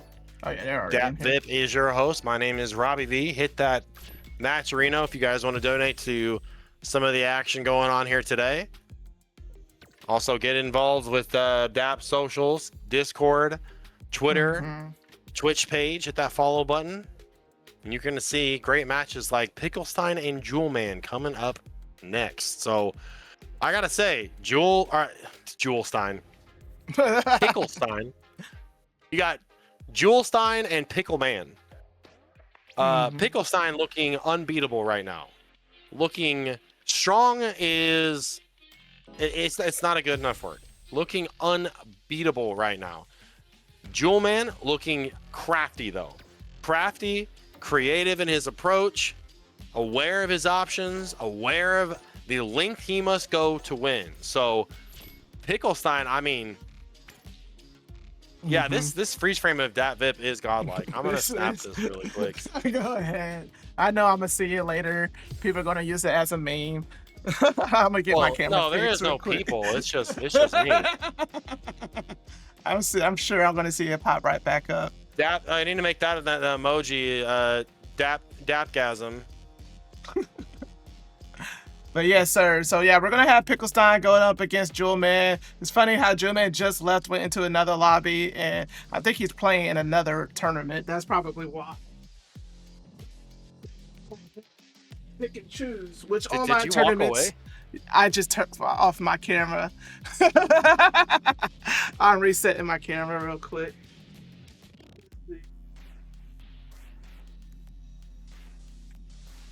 All right, so we are waiting for Jewelman to return. This is high octane match against him and Bearface, so I don't blame you. You have to take a breather, take a step back. Correct. Yeah, all right, we're back, guys. Sorry about that. All right, so yeah, I'm gonna see about what other matches we can play. I think Jewelman's probably in another tournament right now, so let me see if we can go ahead and get some losers matches coming your way. No, we actually don't have any. All the losers matches are already being played. But anyway, yeah, we can just chill. We can chit chat real quick. So yeah, so we got PickleStein, JP. He got third at Super Bit Wars. I believe Shirai Ryu Z actually ended up getting second, and they actually had to play Witch Metalia. I have not heard of Witch Metalia. I don't know where he's from. I believe quote said that he's from Tulsa, Oklahoma. Jury, I'm surprised. He ended up winning Super Bit Wars over Shirai Ryu Z and PickleStein. So I'm surprised. I wish he could enter these tournaments as well. So I don't know. Their quote did said that he really keeps mostly to himself. Doesn't really come out often. But, I mean, you can play from the comfort of your own home now, though. Excuse me. But yeah, so earlier today, we were talking about Evo Japan, and you know they had that exhibition with Mena RD and Daigo, and I watched it and I was hyped. It got to 5-5, and I was like, okay, Daigo might have a shot. You know, he has. You know, anytime you give Daigo prep time, he's always ready. I think that's just why Mena wanted to do this, because he heard that Daigo is the king of long sets. Prep time, they played the first to 10, and Daigo held his own pretty much, but unfortunately it just wasn't enough. Mena RD is just too good, too strong, one of the best Street Fighter 6 players. And I mean, granted to Daigo, like, give credit to Daigo, because he has not really been competing as hard as he did during the Street Fighter 4 and Street Fighter 5 era. So I don't have any like, I don't like, can't blame Daigo for losing. I think that while the Street Fighter 6 was good, as I mentioned earlier, you know, it's important because I think a lot of people got to see highest level Street Fighter, and like I said, didn't have to wait till a Sunday Grand Finals. They didn't have to wait until, you know, a year-long Capcom Cup qualifier. So on that hand, I think it's really good for the community because it helped inspire people. It was very cool to see like Minna or Daigo the Beast versus, you know, Minna the Bull, RD, sold out arena, you know, like see that kind of, those kind of images come out of the event. I think it would have been a little bit more authentic to the community if we would have gotten to see like Alex Valle versus Daigo in Street Fighter Alpha 3 rematch, because then you would have had, you know, the two legends going at it after 30 years in the game that they first, you know, clashed against back in the 90s. So it definitely, you know, the comparison a lot of people were making were like it's very much a LeBron versus Michael Jordan thing where it's like I was thinking of Jake Paul versus what's his name, Floyd, not Floyd, but I don't think it's like that because Mike Tyson, Jake Paul, Mike Tyson. But like Mike Tyson's the legend and Jake Floyd is a YouTuber. Jake Paul. Or Jake Paul, whatever. So if you would have had Valle versus Daigo after all these years, then you would have had true legend versus legend, and it would have been. But it was, again, good event, good for the community, good for all around. Not good for PickleStein right now. Back to the wall here. This is exactly the kind of aggression you got to see from Honda here in this uphill battle called JP. And man, Jewelman with the walk back stand fierce punch. Here's the question, chat. Will PickleStein clam up? On defense, instead of pressing buttons, will we see block? Will we see amnesia? We will see how much of a statement that walk back fierce punch had. Drive rush getting challenged here. Usually PickleStein on the winning edge of that. You know, it's funny, Jewelman did that full screen stomp. I almost expected like a Seismo to come out and like hit JP's I see Viper Seismo just be like stomping. Like, oh, you gave Honda, oh, yo, Street Fighter 7, Honda has a fireball? Well, it makes sense. He's been stomping the yard for 30 years, and he is crushing right now on JP. Excellent patience by Jewelman. Does not give up the advantage by jumping. PickleStein has to make something happen in a hurry. Jump back button, stay active, be active, damage, Jewelman on the board, 1-up.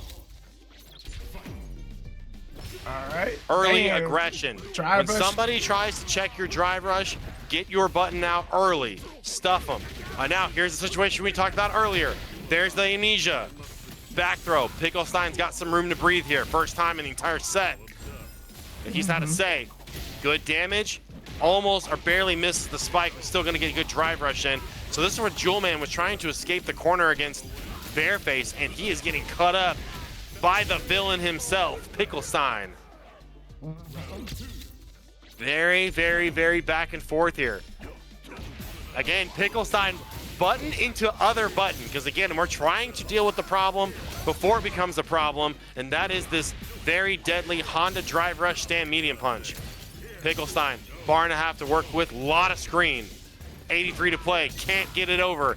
PickleStein still in control. In the green, way more health.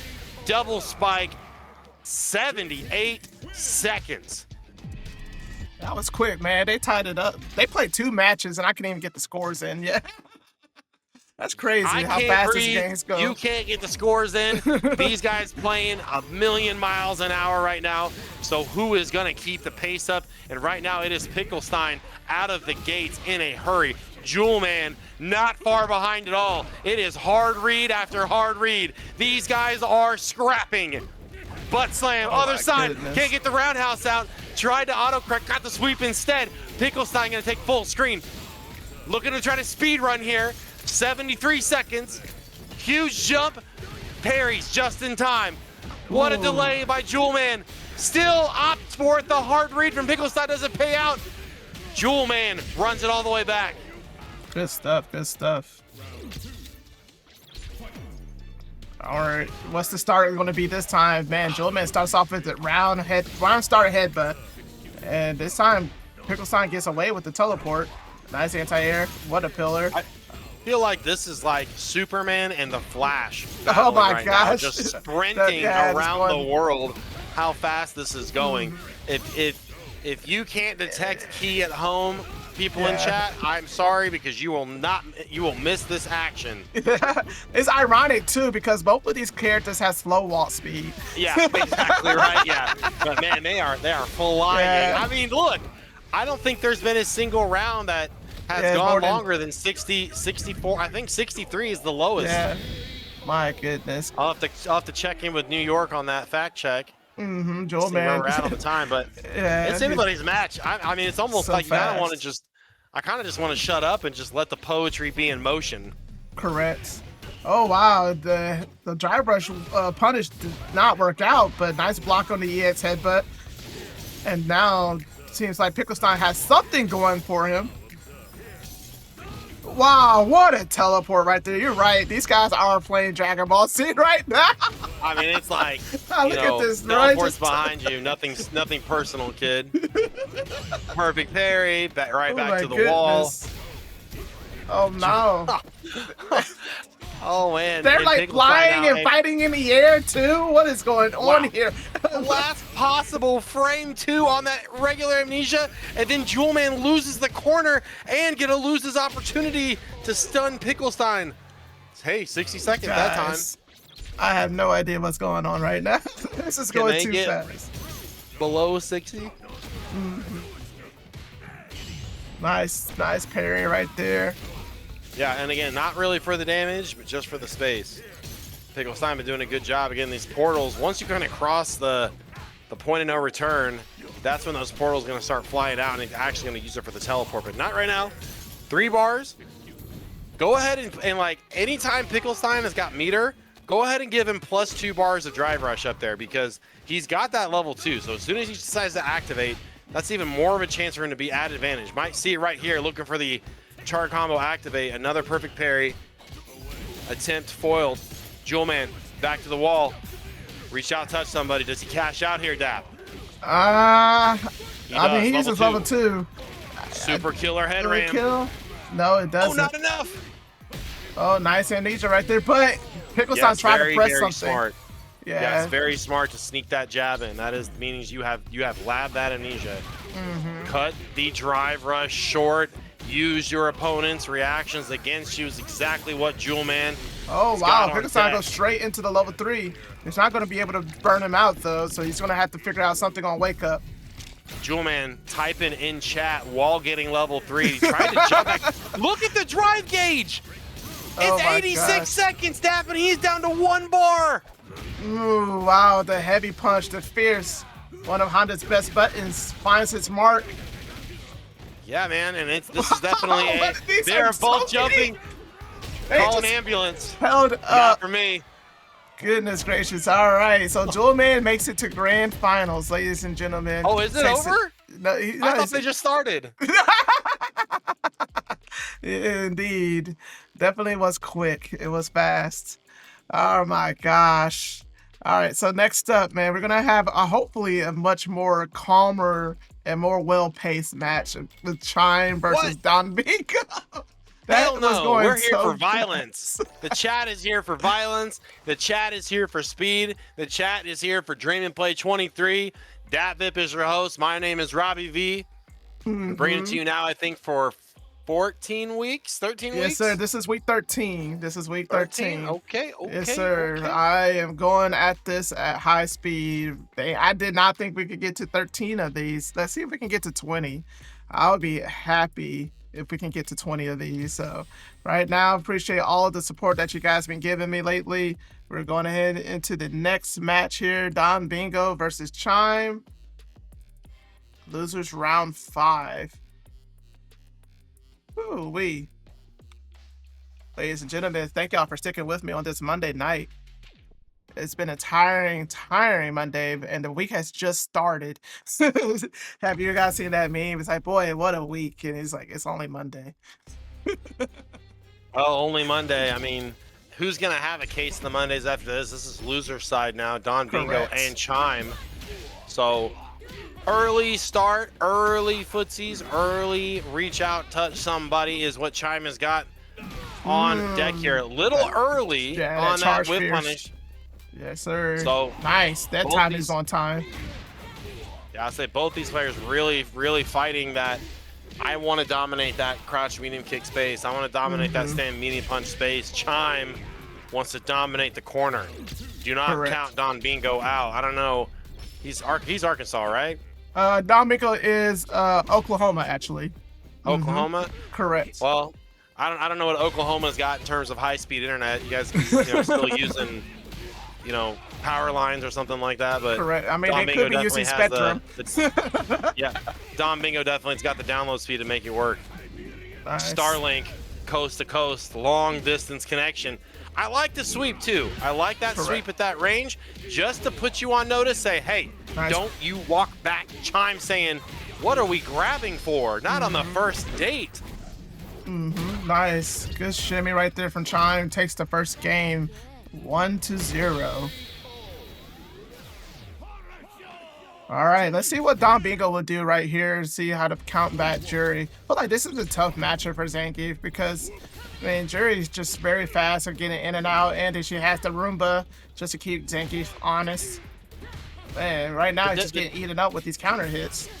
Yeah, the difficult thing, for Zangief really is the frame advantage and the spacing. Yes, and what lends to that is, like you said, Jury able to manipulate that space in and out very quickly, and Zangief can't just like sit there and mash jab.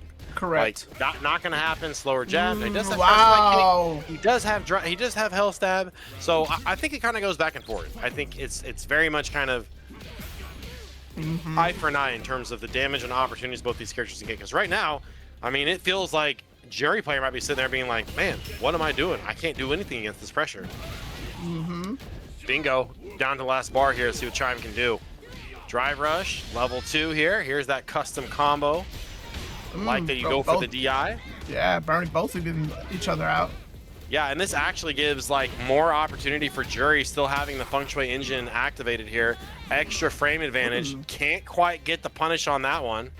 Wow, what confidence to have just to walk up and throw against Zangief. Now, Zangief does have a level 3 here, but DonBingo chooses not to use it and put Chime into the corner.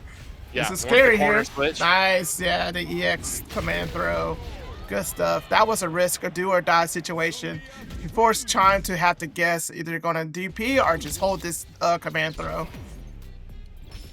All right, ties it up 1 game apiece. Nice hit right there from DonBingo. Get the knockdown. Nice punish. Man, Chime is just getting counter hit to death, but finds the anti-air. See if we can get a dash in. No. That's the spot that both players are really trying to gun for, and I like that DonBingo opts for the running bear grab for that space because it's whiff. Oh, I hold down back. Oh, here comes the command grab. What a for a little setup. coupon setup there with the stomps. I see that. Correct. DonBingo looking to try to get some more conditioning on the board. Again, right here, crouch medium punch for Zangief, crouch medium kick for Jury, and this is where it gets dicey because any farther out, Jury's gonna be able to whip punish you. Any farther out, Zangief's been able to do, knee hop and kind of put you in guess. Correct. Wow, weird little kind of deer in headlight scenario there. Kind of got the recovery frames of that whiffed air grab. I don't think Chime was ready for it. How far will he go with this? Mid-screen is the answer. Back roundhouse. Yeah, Chime is still so risky. Yeah. Man, that is still so risky to even try to drive rush and bait. Yeah, the level 3. The level 3 right there, because that might have still snatched. Agreed. Chime is all about those risks, though. All right, now let's see if it pays off. Oh my goodness, what a sweep from DonBingo and a side switch. I have not seen that situation before.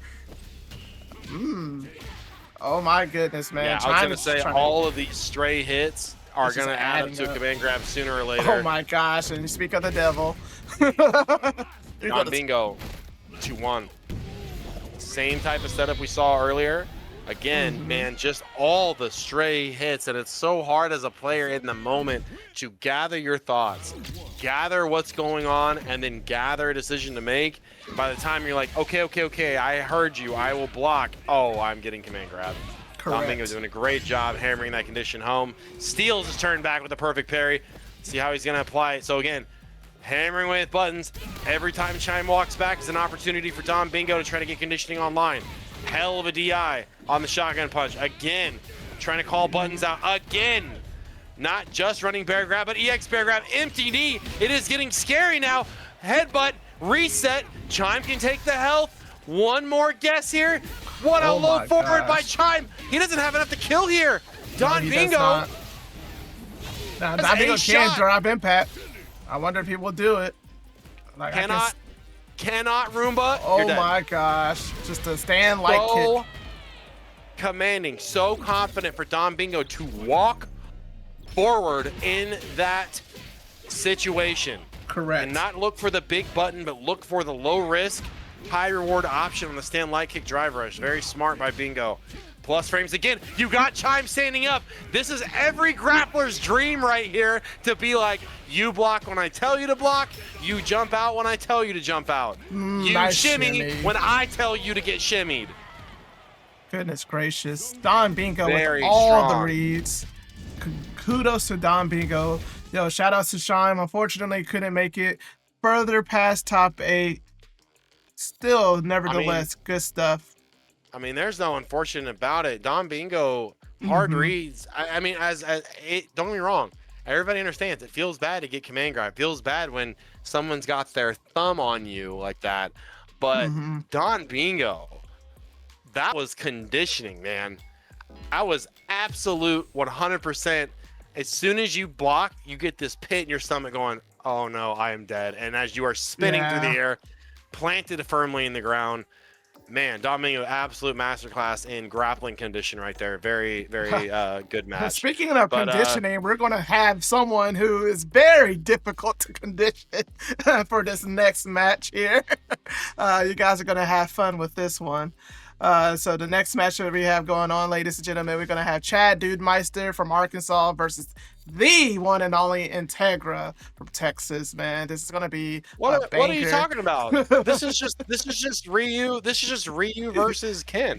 I mean, just a dynamic duo just going at it. This is just Ryu versus Ken. What are you talking about? I don't think this is going to be crazy at all. We're going to throw some fireballs. we're gonna do some shoryukens, maybe a Tatsu here and there. You know, Ken's got some fire on his punch, but Ryu can shoot electricity on his. Yeah, I don't think there's gonna be anything crazy going on here, Dap. And if anything, maybe Integra's Ken could learn something from Dudemeister's High Master Ryu. So, you know, I think this would just be a great, chill match that everybody can learn from, and everybody can say, now this. I call cat. This is some Street Fighter. I call it cat. So drive rush right out of the gate. Here comes the drive reversal. We are dashing low forward, stand fierce, roundhouse, hasho, fireball, stand fierce again, EX fireball, jumps, drive rush underneath. Here comes another fireball, another DI. I'm already out of breath, man. Yeah, because you're going like 100 miles an hour right now. Yeah. Throw in the corner, crouch fierce. What a walk, stand fierce right there, EXDP. Let's go. Oh, man. Oh, nice DP right there from Chad. Yeah, classic spacing here, and nothing Ken can do. Woo! Okay, now, fundamental Street Fighter. Opening stand, medium kick, run up, rush, dash jab on the negative frames. Here comes the DP, straight on top of the throw. Integra just mashing buttons. There's the EXDP. If you can see the inputs, raw drive rush into damage and a run DP and a back throw by Dudemeister. EX fireball achieving the pin down. What a check with the stand fierce punch. Here comes, oh, minus 5 point blank. Integra doesn't care about your frame data, and Chad doesn't care about your neutral jump. Back and forth. Almost got the level 1 on board. Dudemeister takes game number 1. My goodness, that did go by pretty fast. I'm keeping up. This is my cardio. I'm like Captain America right now in the elevator. You're running out of breath. I can do this all day. Oh my goodness. Oh my, wow. Dudemeister himself tries to get the party started with the drive rush, but Integra just interrupts it and just says, no, this is my game. I am playing right now. Dudemeister said, no, Mom said I can play. It's my turn now. Yeah, exactly. Mom said, let me do a special move. Yeah, Mom really raise really up one. regretting renting a 2-player game because this definitely feels like two brothers just going at it, dude. Yes, just oh my goodness, Chad Dudemeister once again is denying Integra anything, and Integra just burning himself out. What is this wildness that we are watching and experiencing right now, ladies and gentlemen? Oh my goodness. I know Chad up a game and around, but I feel like this is still anybody's game right here. Integra Correct. starting to put a little bit of control to the chaos, finds a whiff punish off the crouch medium punch. Says you will not stop pressing until I say so. Goes for the overhead. Chad, though, something to say about it. Nice back throw in the corner. Here comes the fireball game. Another drive rush stuff with the fierce. Integra in a tough spot. Anything will do, but will Integra unload the level 3? This is scary here. Ooh. Trying to run DP it. Trying to run DP it. Chad Dudemeister up 2-0. Yes, he is denied Integra anything right now. Just stopping Integra for doing what he wants. You know, that's not fun, though. I like Integra's craziness. It's like Chad Dudemeister is saying, I am keeping everything under control right now. Nice. One thing to get, you know, one heavy punch in a DI. How about Ryu getting 2? Chad Dudemeister says, you light up green, you do a run, hold this damage. Oh, he dropped it. Oh, yeah, dropped level 1, but gets out of it. He gets the P right now. This is incredible that we're seeing from Chad Dudemeister. It's been hard to tame Integra in these brackets here. A lot of people are just not prepared, but it seems like Chad Dudemeister has already experienced the wilderness. Stagger jabs, target combo, not safe on block. Integra looking for something for cancel. Wow, stops the startup of that donkey kick. Huge precedent. Chad Dudemeister not being put out of the corner. Integra trying to stay alive here. Goes into burnout. He's got to burn level 2. Yes, sir. All right, we have a round. We're staying alive, just barely. Just barely, man. I mean, 1 round here to catch your breath. 1 round to be done with the tournament for the night. 1 round to wear 2 fireballs to the face. Another EXDP. I don't think Chad has been baited out 1 time. And interesting enough is like Integra not really throwing any fireballs here, but Chad's still jumping in at him like he is, and this might be curtains for Integra. Does do a lot of damage here. Yeah, you know, just a cool, like, you know, 60% of your life gone. Wow. Nice patience right there from Chad Dudemeister, not biting for anything right here. Yeah, get hit by the overhead, but now he's... Yeah, I was going to say Integra got to be careful with the Jin Rise because the XDP been hitting all night. Correct. And once Chad Dudemeister got his meter bad, that's the first thing that he did. Good stuff to Chad Dudemeister, eliminating Integra and moving on into the bracket, taking it 3-0. Oops. Next, we're going to have DonBingo versus SolidxPanda. Let me go ahead and get these guys in here real quick. So SolidxPanda's already ready to go. He said he has kids to put to sleep, so he's trying to wrap this up ASAP. Yeah, he's been in training mode this whole time here in the lobby. Appreciate you guys watching. My name is Robbie V, hosted by DatVip. This is Dream and Play 23. Hit that follow button if you want to be notified every time this tournament goes live. And you will be in the right spot for online Street Fighter 6 action every other Monday. All right, so SolidxPanda versus DonBingo. This is a bit of a bad matchup for Honda, from what I understand. It's that Zangief lets the opponent to be close and up personal, and that's what Honda usually does. It used to be, then Honda got some plus frames here with, you know, the better crouch medium kick, the stand medium punch, like, but a charged character, you're going to be more tendency to hold down back, you know, and if you're holding down back to get your charge, you're holding down back to get command grabbed. Correct. DonBingo trying to march his way across the stage with SolidxPanda, trying to keep him honest here. No wake up super available for Bingo. Level 2 is online. Both players really slowing it down. A stark contrast from what we saw in the last game. Correct. I got the names messed up. Let me get these names switched for you guys. There you go. Yeah, so again, SolidxPanda doing a good job. Sliding in, drive rush, crouch medium kick, catch those walkbacks. Conditioning. DonBingo says, please, do not grab me. Please do not grab me. I can make this mistake at probably one more time and not die. No DI there from Panda. There is the scramble. So this is where DonBingo really starts to shine. Correct. Oh my God. I think Punish he might counter? die. I think he might actually die. Was that critical art? I don't think No, it was it's not art. critical art. No. Okay, he's still alive. That was punish counter level 3. Nice bait on the headbutt there. Yeah, And yes. SolidxPanda really reaching out there at the X headbutt, can't get it on. DonBingo Takes the first really game. marches back from that last round with that punish counter level 3. Good damage early on. DonBingo gonna stay ahead. Says, you know what? You're willing to wake up EX headbutt? I'm gonna let you have it. Again, this offense in the corner right now, SolidxPanda has to trust in it. Oh, tried to do stand heavy punch chop for anti-air, just did not get out. That's why Zangief was so hard to deal with in Street Fighter 4, because all these different jump arcs and timings and things that if you're not anti-air DP, he's getting in on you for free. Back and forth. Panda just out. Yeah, Panda just outside the whiff punish range. Walked back a little too far, but I think that's the secret sauce there for Panda. So see how DonBingo defends if he gets put in the corner here. It looks like he will. DonBingo got to find a way to defend. Reset. Still chewed up in the corner here. Panda willing to jump back. Uses that neutral jump. Kind of an anti-dash punch tech. Almost gets a second one there. Catches the low.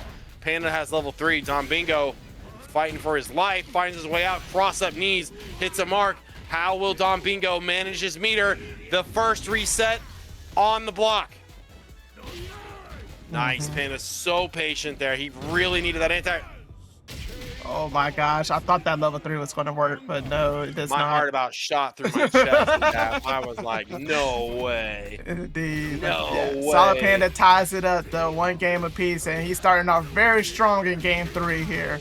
Yeah, so this is where, again, Honda has kind of, you know, made this matchup a little bit more manageable, being able to get some plus frames, but it still comes down to player versus player. DonBingo trying to stifle some of this momentum that Panda might have. Headbutt, nice backdash. Panda says, I've already seen it. I'm in burnout, so you're gonna have to work extra hard for that little kind of reset there off the headbutt. Plus 4 frames. Man, and even a reset of his own. So Panda says, all right. I see you doing work. I see you trying to get that reset on me. How about a reset on you? SolidxPanda, Indeed. 1 round away from getting out ahead here in this set on loser side. Plus frames. Bingo playing defense. Panda, delayed throw works out. Drive rush hand kick. Panda desperately trying to stay alive in the drive gauge department. Can't stitch it together.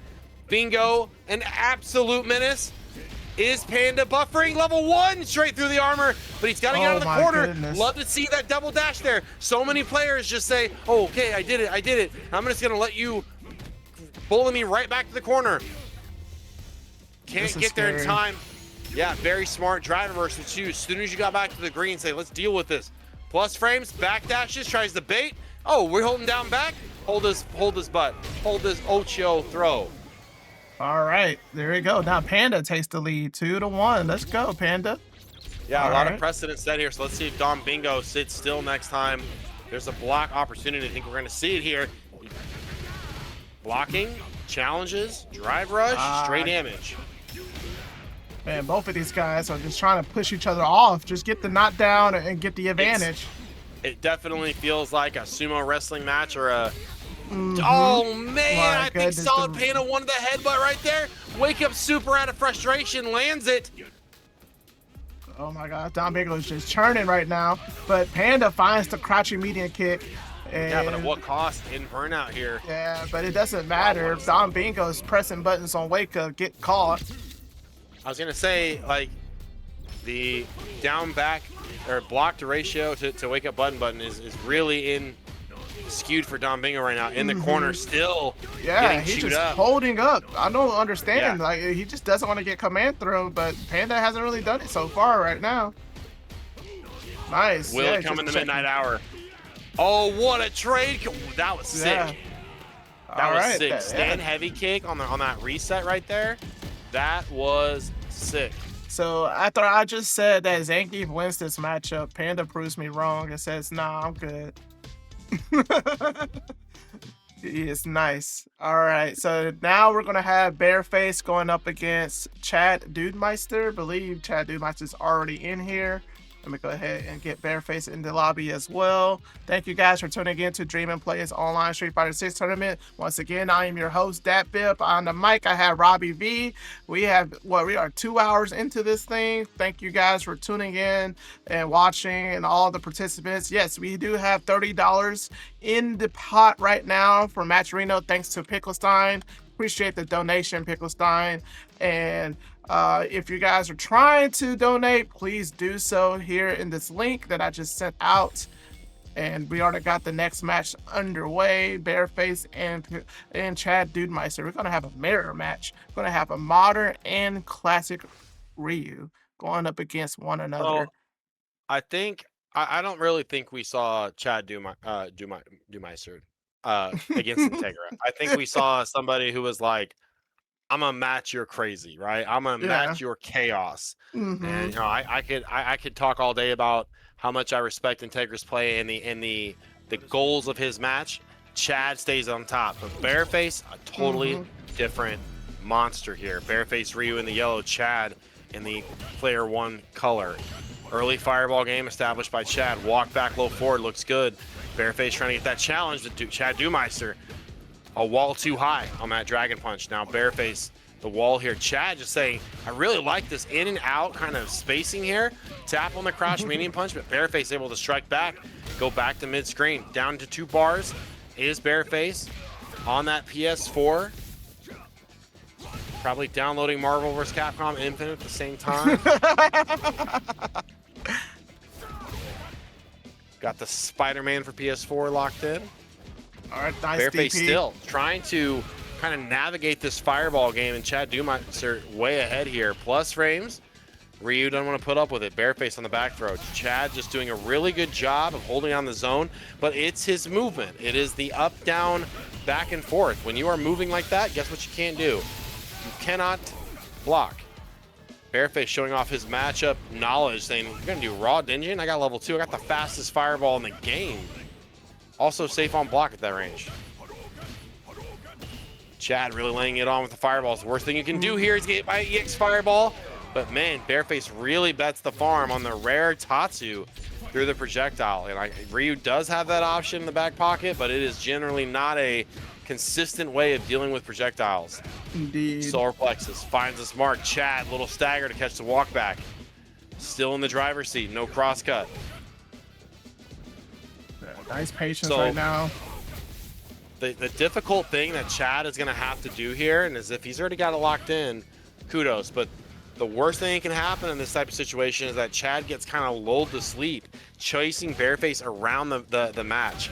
You have to remain cognizant. You have to be aware of the game plan. Can't get kind of hypnotized by what the other player is doing.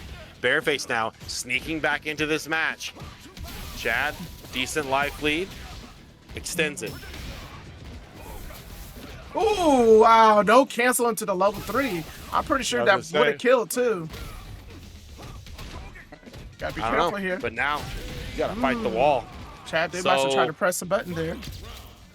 That's one of those things. Might be punching his controller right now, going like, "Why did I not get level 3? That was game." All right.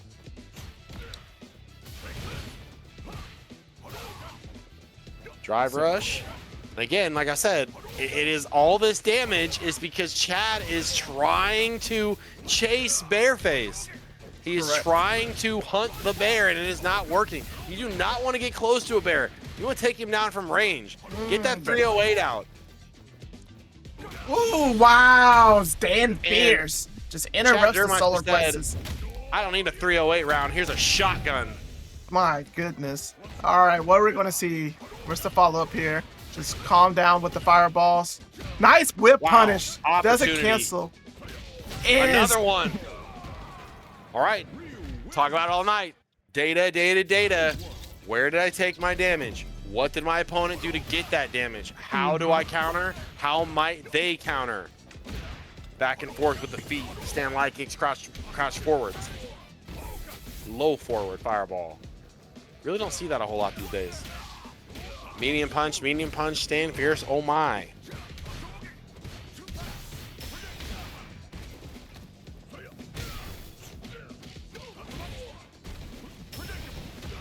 Booster jump looks good. Chat back to mid screen. Man, just Bearface timing is just a little bit ahead here, and it's kind of costing him some of these critical moments against Chad. Pick is good. How much more damage can Bearface get? 2 throws, 3 throws. Shimmy, you're dead. And think about it at home too, is like if you guys are watching and you're talking, like, you know, oh, the meme of, oh, just take the throw, just take the throw. Oh, throws are so broken. Think about how much life, or I encourage you, try to think about how much life you have when you take that first throw and say, how many throws can I take? Every throw that you take is an opportunity to have a say.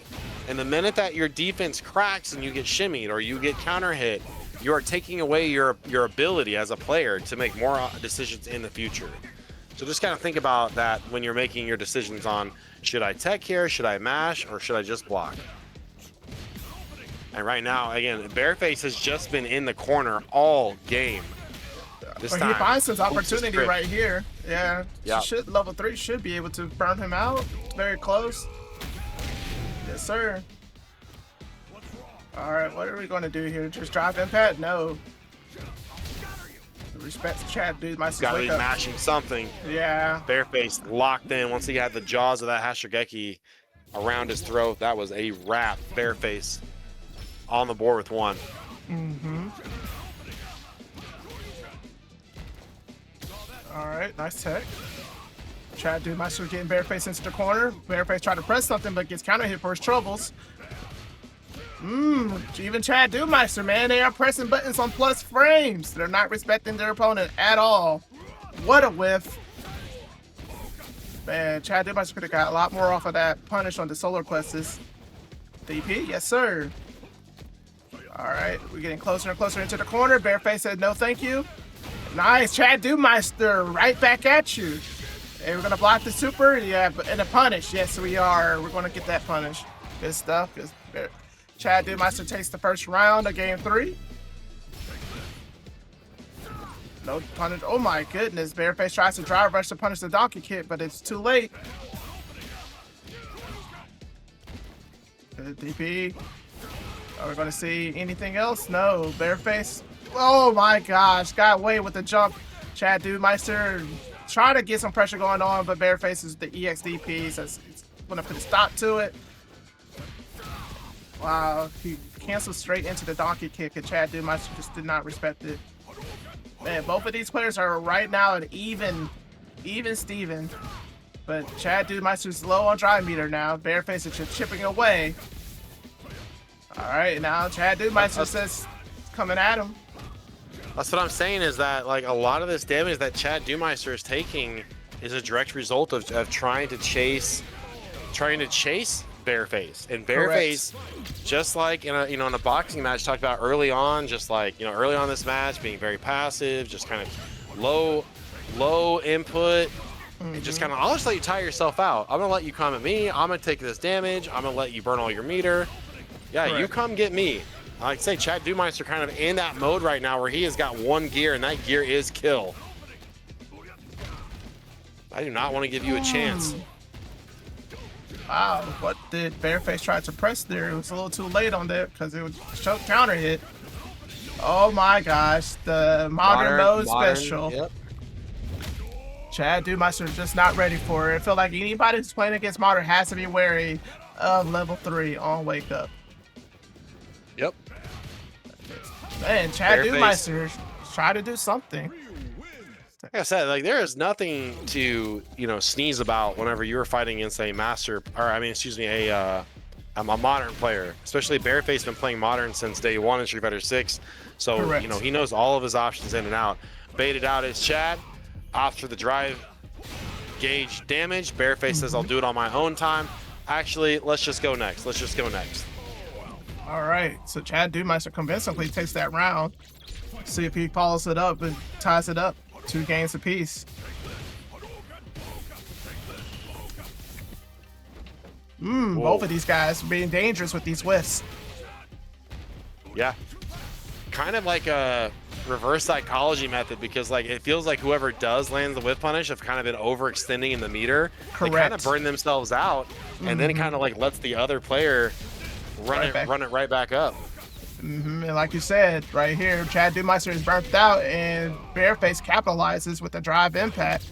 And now here we are. Bearface is on set point. Chad Dudemeister has to be very careful here. I think if Chad Dudemeister just kind of chills out, trusts his zoning, I think he can get this early enough life lead to where when he finally does go in and gets EXDP'd, it's not that impactful. But again, he's just kind of like crashing on the shores that is Bearface defense. Gotta cash out here just to save your drive gauge. Correct. Yeah, that drive rush cancel that he did was a little too much in my opinion. Smartly uses a level 3 though to get that drive meter back.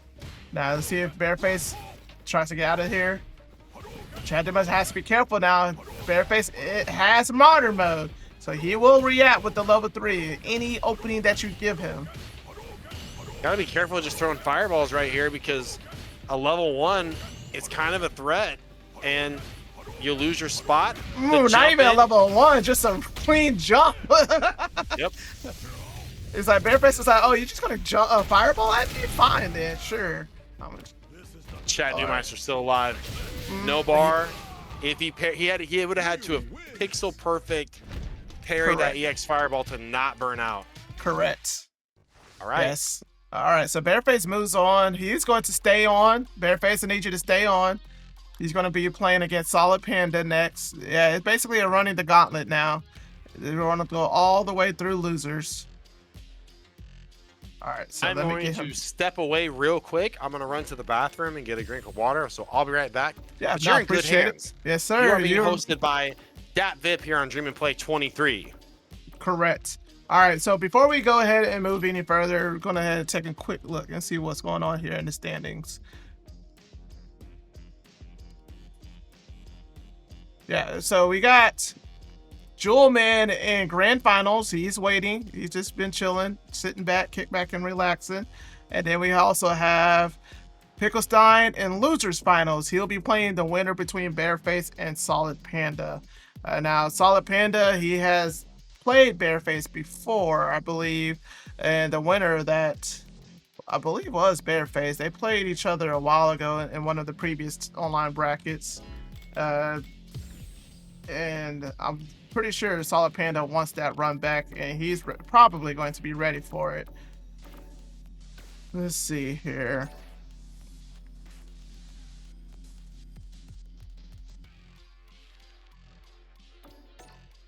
There you go. And like we've seen these modern Ryu versus Honda. And again, I said before, Honda struggles against characters who have fireballs, but SolidxPanda has been pretty strong. He's well aware of those weaknesses, and I mean, he's combat. I feel like that is the life of a low-tier hero, where you're always going to have those bad matchups that you're going to have to prepare yourself for.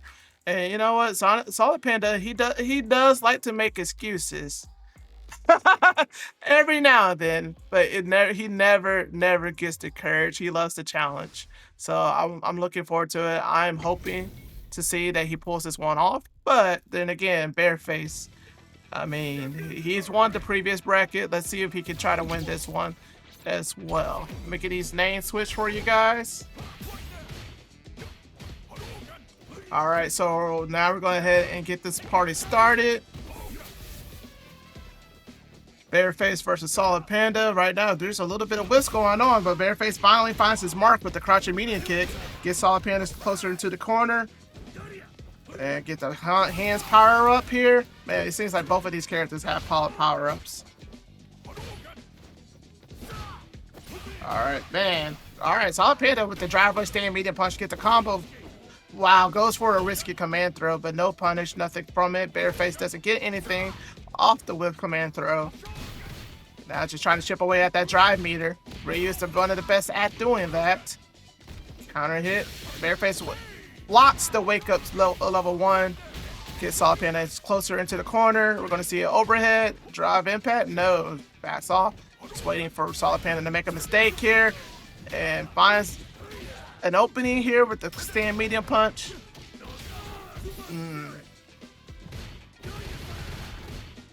Oh my gosh, SolidxPanda again with another level 1. And Bearface says, you know what, I'm gonna spend a level 1 on myself, but it does not work. SolidxPanda takes the first round. Both of these guys like to wake up with level 1 supers here.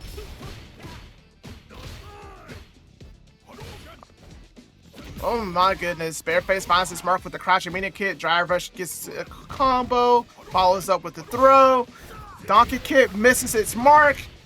SolidxPanda with the plus frames. My goodness. SolidxPanda just trying to get a good clean hit here, but he cannot do so. Bearface with a nice anti-air. No punish on the shimmy though. Good with the EX fireball, the Hashigeki. Are we gonna see a level 3 here? No, Bearface saves it. Nice jump back. Nice bait on the drive reversal. Good stuff, good stuff. All right, let's see what we have here. Tied up. Who's gonna take the first game? What a punish on the donkey kick, but nothing to it. Oh my goodness. That was going to be a dangerous trade. Dang, even that far away, DP finds his mark. No, you cannot jump on modern mode. Bearface is ready for it. Are we going to see a level 3 cancel here? Yes, we are. I wonder if Bearface did the actual input. If he did the actual input, this will kill. Yes, it does. All right, Bearface takes the first game of losers semifinals.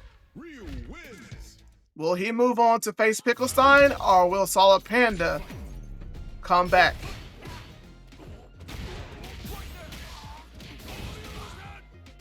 Nice. Bearface is off to a very good start here. Okay, nice.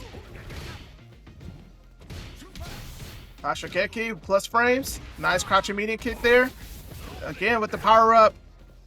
Man, Ryu is always dangerous when he gets those power up buffs. Honda headbutt, negative frames. Ryu with the positive plus frames. Again, that is -8 on block with the auto target combo. Burn out here. Nice butt slam right there from SolidxPanda. Again with another butt slam, base out the level 2. Yeah, and just smartly jumps out of the way and punishes Bearface. Alright.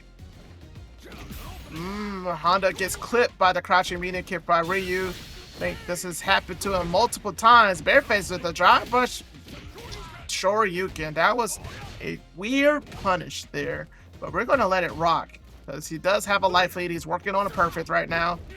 The butt slam finds its mark. No parry. Crouching medium kick counter hits.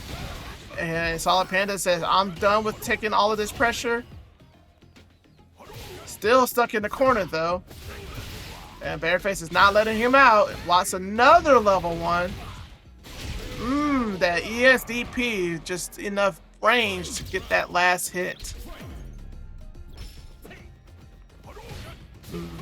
Alright, but the hands trying to get this pressure going on. Wow, ES headbutt to continue his pressure. It says it's still his turn. And tries to bait something out from Bearface. SolidxPanda still cannot get anything going though. And Bearface again pushing him closer and closer into the corner. Nice whip punish. The DP does not cross cut. And now Bearface is getting punished for it. This might spell trouble. Nice whip punish right there from Bearface. Does not get bothered by any of the walking that Honda is doing right here. Honda is throwing out these damn medium punches. A little too much for my liking. Oh my gosh, modern mode. You are not ready for this.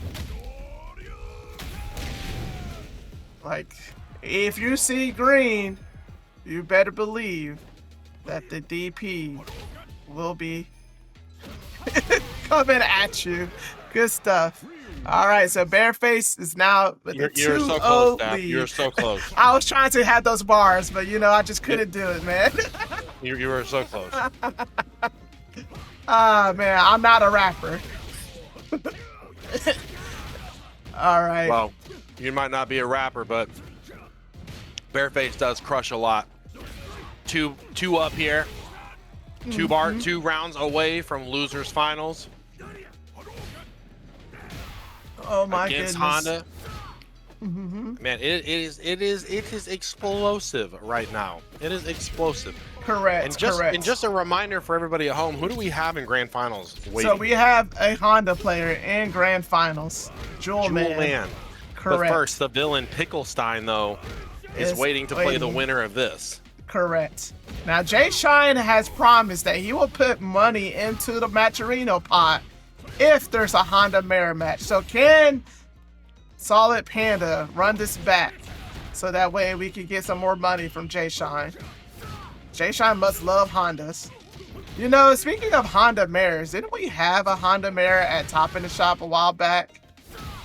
It was Joel It was versus... back in season 1. It was Chachi versus Joel, and I did a real life Honda headbutt on the floor because it was they did round start headbutt and they both clashed and everybody laughed. I laughed. Indeed. Everybody laughed. Yeah, the it was refrigerator fun. laughed. Oh my goodness. Yeah, but I guess it's not laughing right now. Bearface is not laughing. He's now lost a game to SolidxPanda. Are we going to see a comeback here? Are we actually going to see a Honda Grand Finals? We're about to find out right here, right now on Dream and Play 23. All right, plus frames right here. Yes, sir. Bearface did not respect the plus frames. These donkey kicks are just whipping, but it does not matter. The DP does not whiff.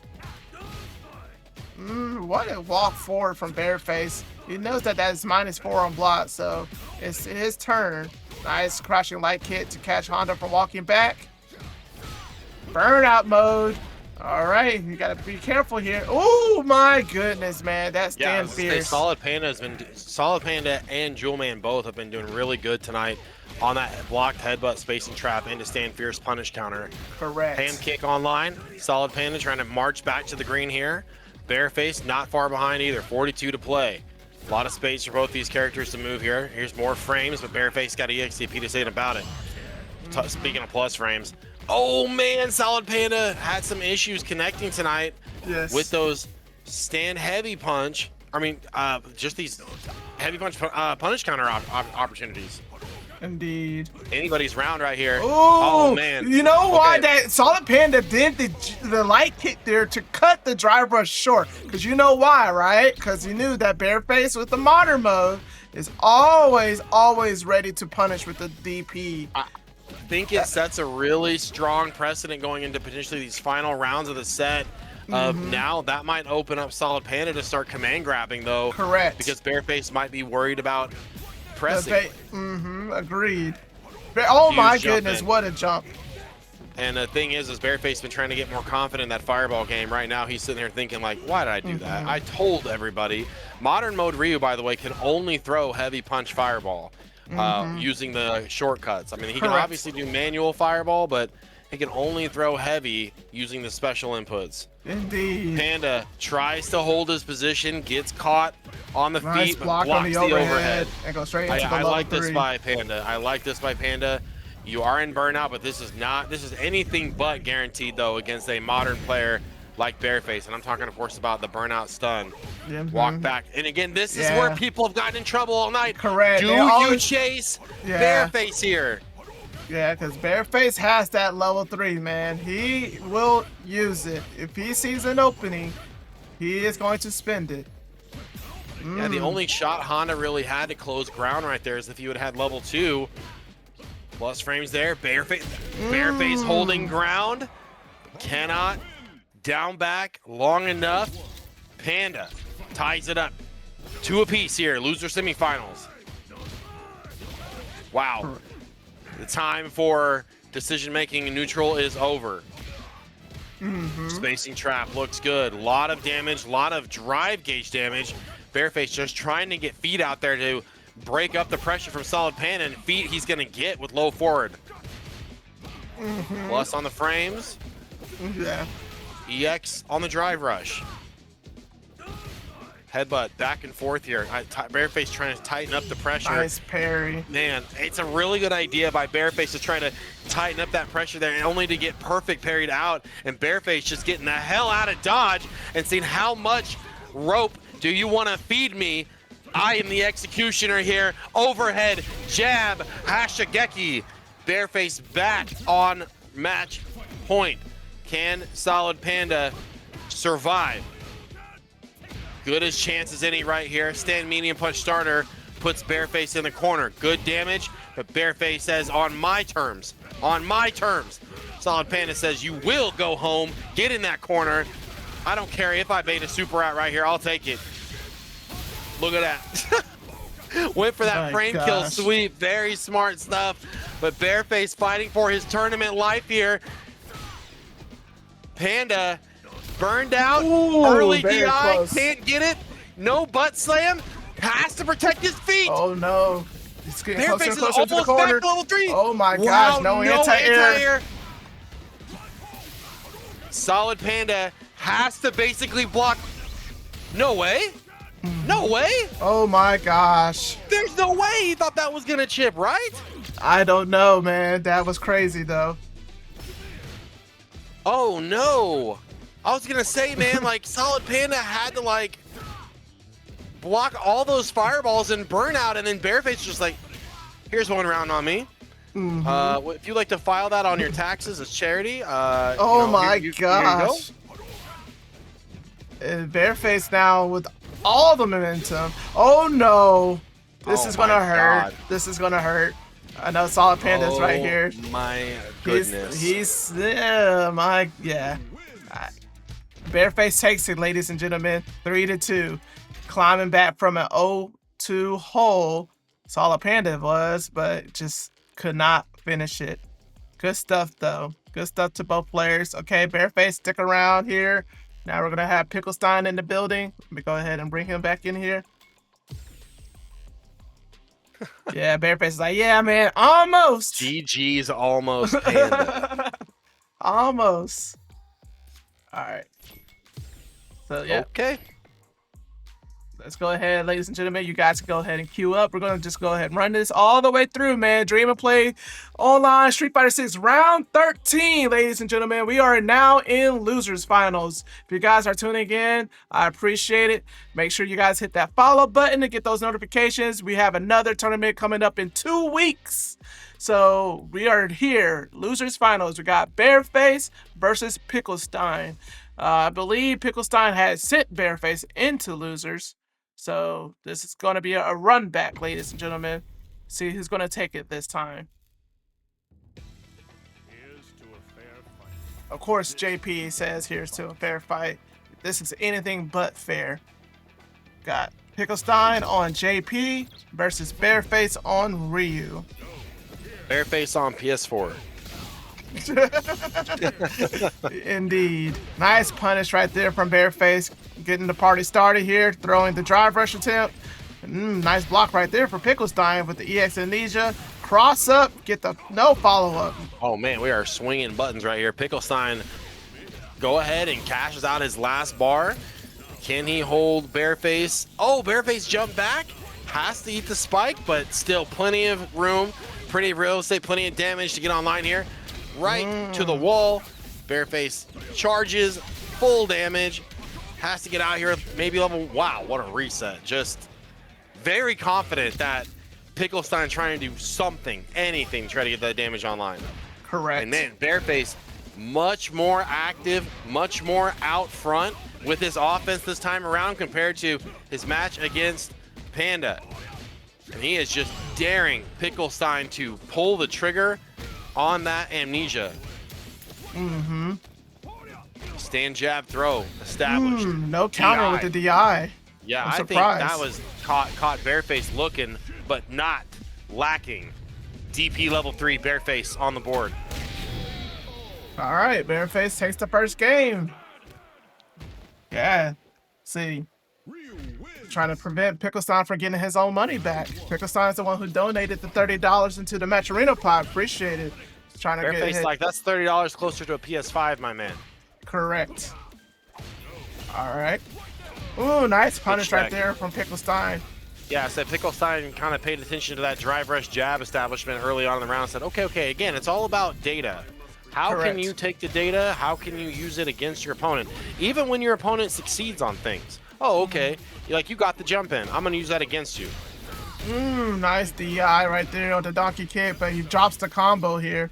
He's close to burning Bearface out, but no anti-air. That's the first time tonight that I've seen PickleStein miss on the crouching heavy punch. Very surprised. Pay attention to that little micro walk up there during the Amnesia Sparks, especially when Bearface has got the Hashirageki out.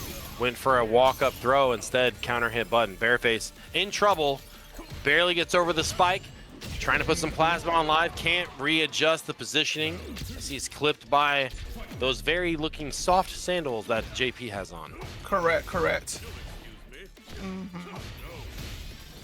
Nice DP right there. They look like the back of a Cadillac. And you already know what I'm talking about. Oh my Got goodness. those like kind of velvet seats. Oh man, stand fierce instead of crouch fierce right there. PickleStein missing an anti-air, finds himself back to the wall here. I mean, 80 seconds to play. Bearface way ahead here. Wow. Still checking the drive rush. Extra damage to the back end. Oh wow! We've Cancels already the seen that a normal. couple times. Love to see this side switch. A lot of damage. Doesn't need it. Can't DI here. Has to keep it quote unquote meterless.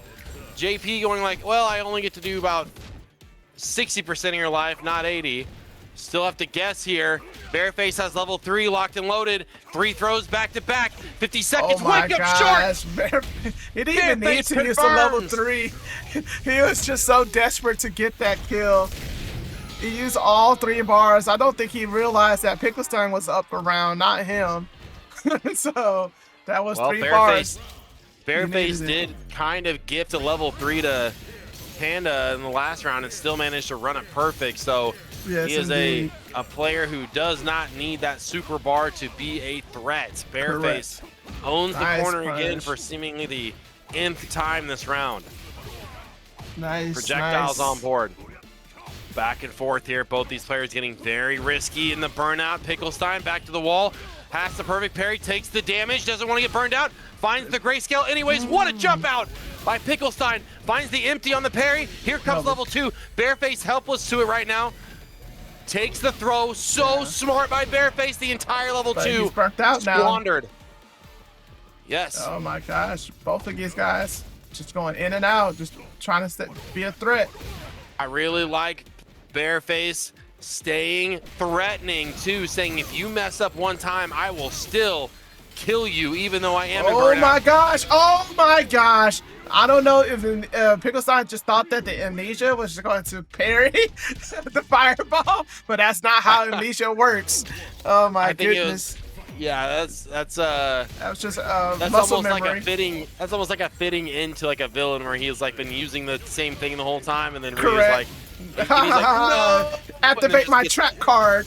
Yeah, and then evaporates. You know, in a typical Power big Ranger kind style. Yeah, exactly.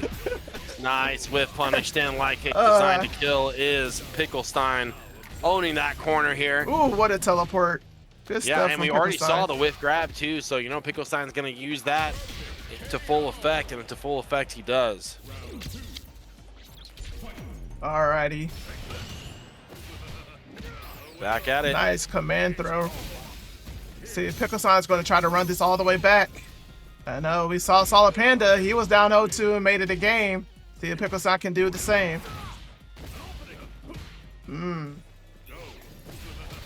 Goes. Nice jump right there from Bearface.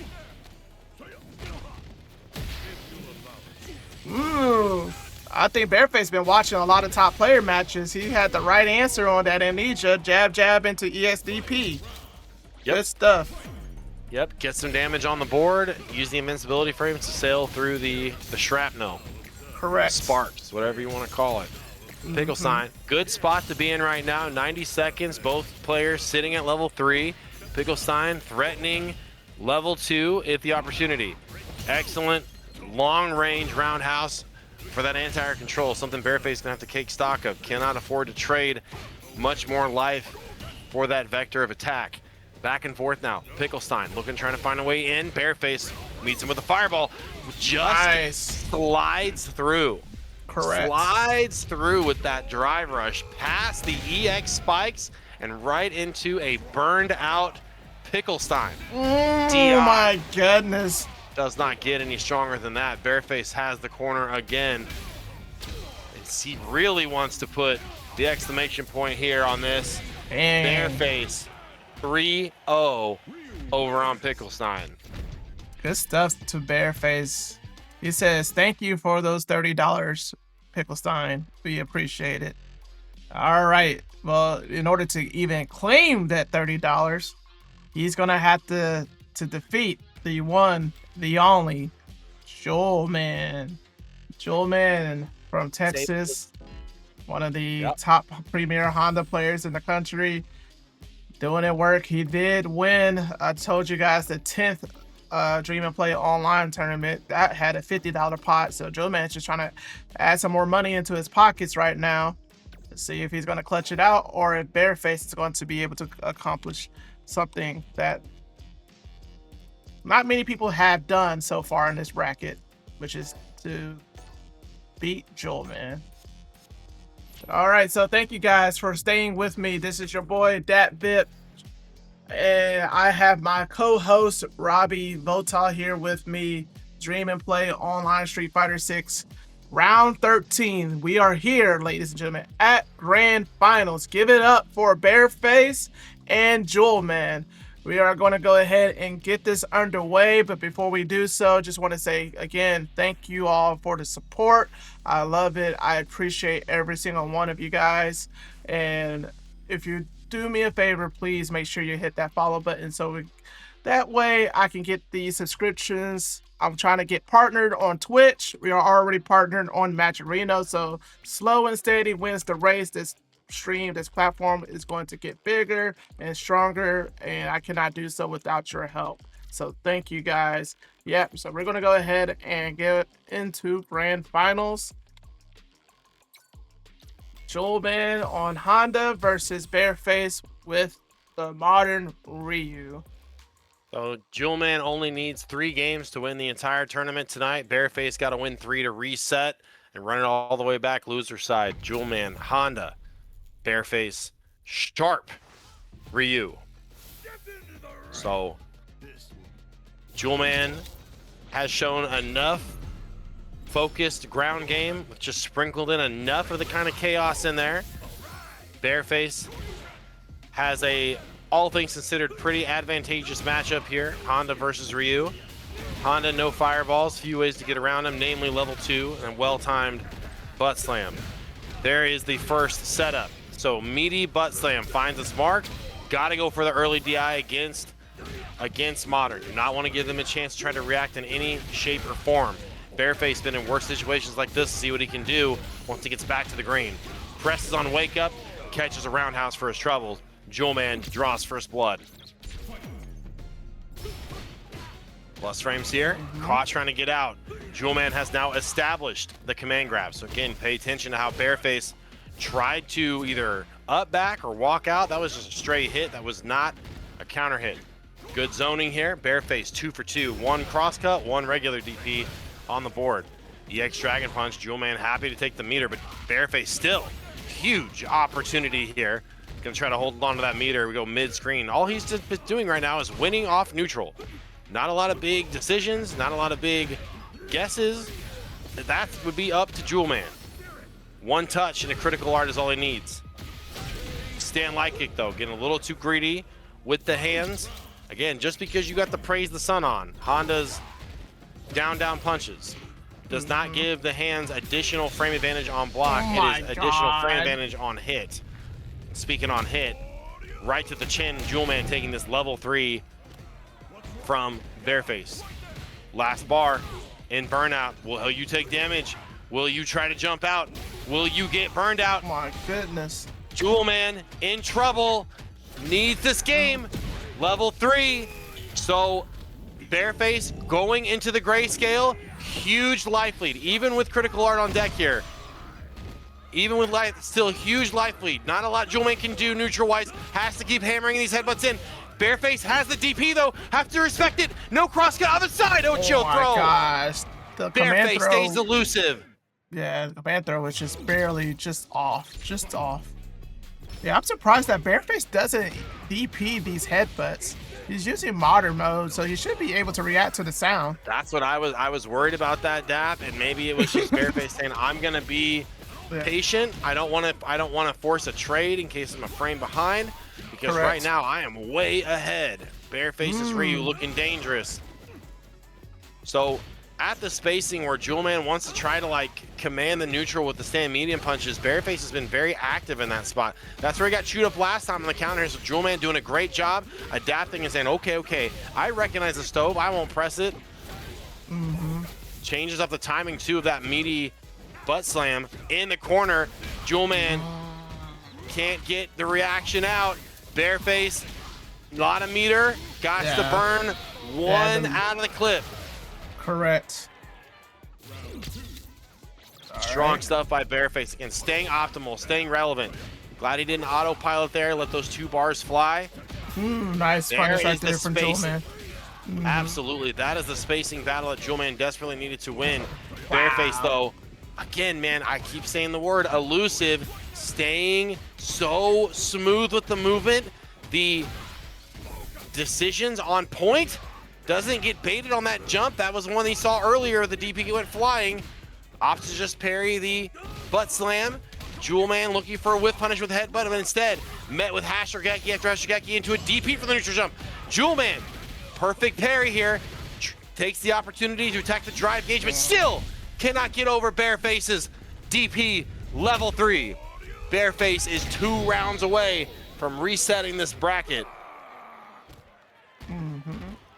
My goodness, man. Bearface is in total control right now. Everything is working out for him. And, 2 bars early on, you take the damage and you take the Oki. Let's go to the corner and talk about it here. Jewelman. My God, wake up DI. 0 for 2 on dealing with that DI in the corner. Bearface almost had the meaty fireball set up to try to take some parry gauge away as well as drive gauge. Jewelman Oh my God, the solar plexus with the whip punish. Bearface didn't cap. Oh my God, yo, Bearface, what is going on? Midnight hour, I'm gonna show you something here. I got you pressing after forward fierce. What else are you pressing on? Jewelman, stalking a spray, huge jump fierce opener. Bearface in the corner again. Had to make something work out. Eye for an eye, EX reversal for EX reversal. Jewelman has to retreat here. Cannot afford to get burned out. We've already seen what's happened, but Bearface is locked in. Oh my God. Eyes of a killer, teeth of a predator, and he is stalking his prey. Jewelman finally answers back. The DI. I wonder if he has to spend a level 2. Go for it here, level no, he doesn't have to. Nice, nice. Jewelman takes that round.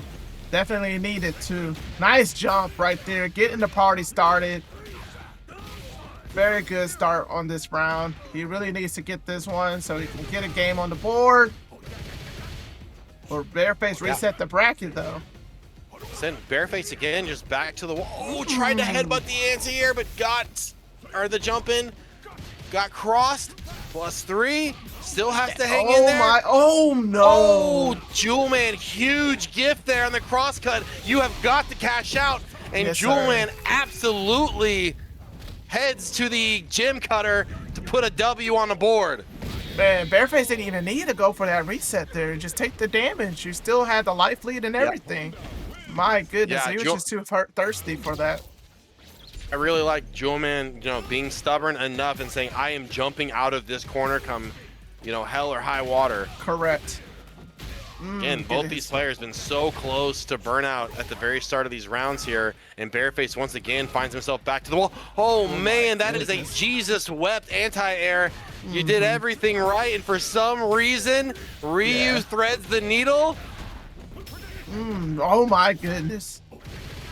Does Bearface challenge with the DI? Jewelman might be waking up in the reaction department, still trying to jump out. Bearface off to the throw. I say keep going for him. DI. Bearface 1 round away from the reset. Oh, no. Wait a minute. You spoke a little too soon. This is the problem when you use modern controls instead of just going through the motions. And thankfully, is that a problem there, Dap? Because I see you just hitting that modern button. We got the inputs turned on our side, so yeah.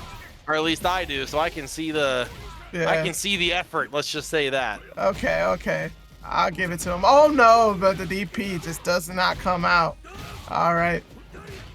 Nice. Oh my God, both of these guys just jumping out of the corner. Neither of them want to be in here. I do not blame them.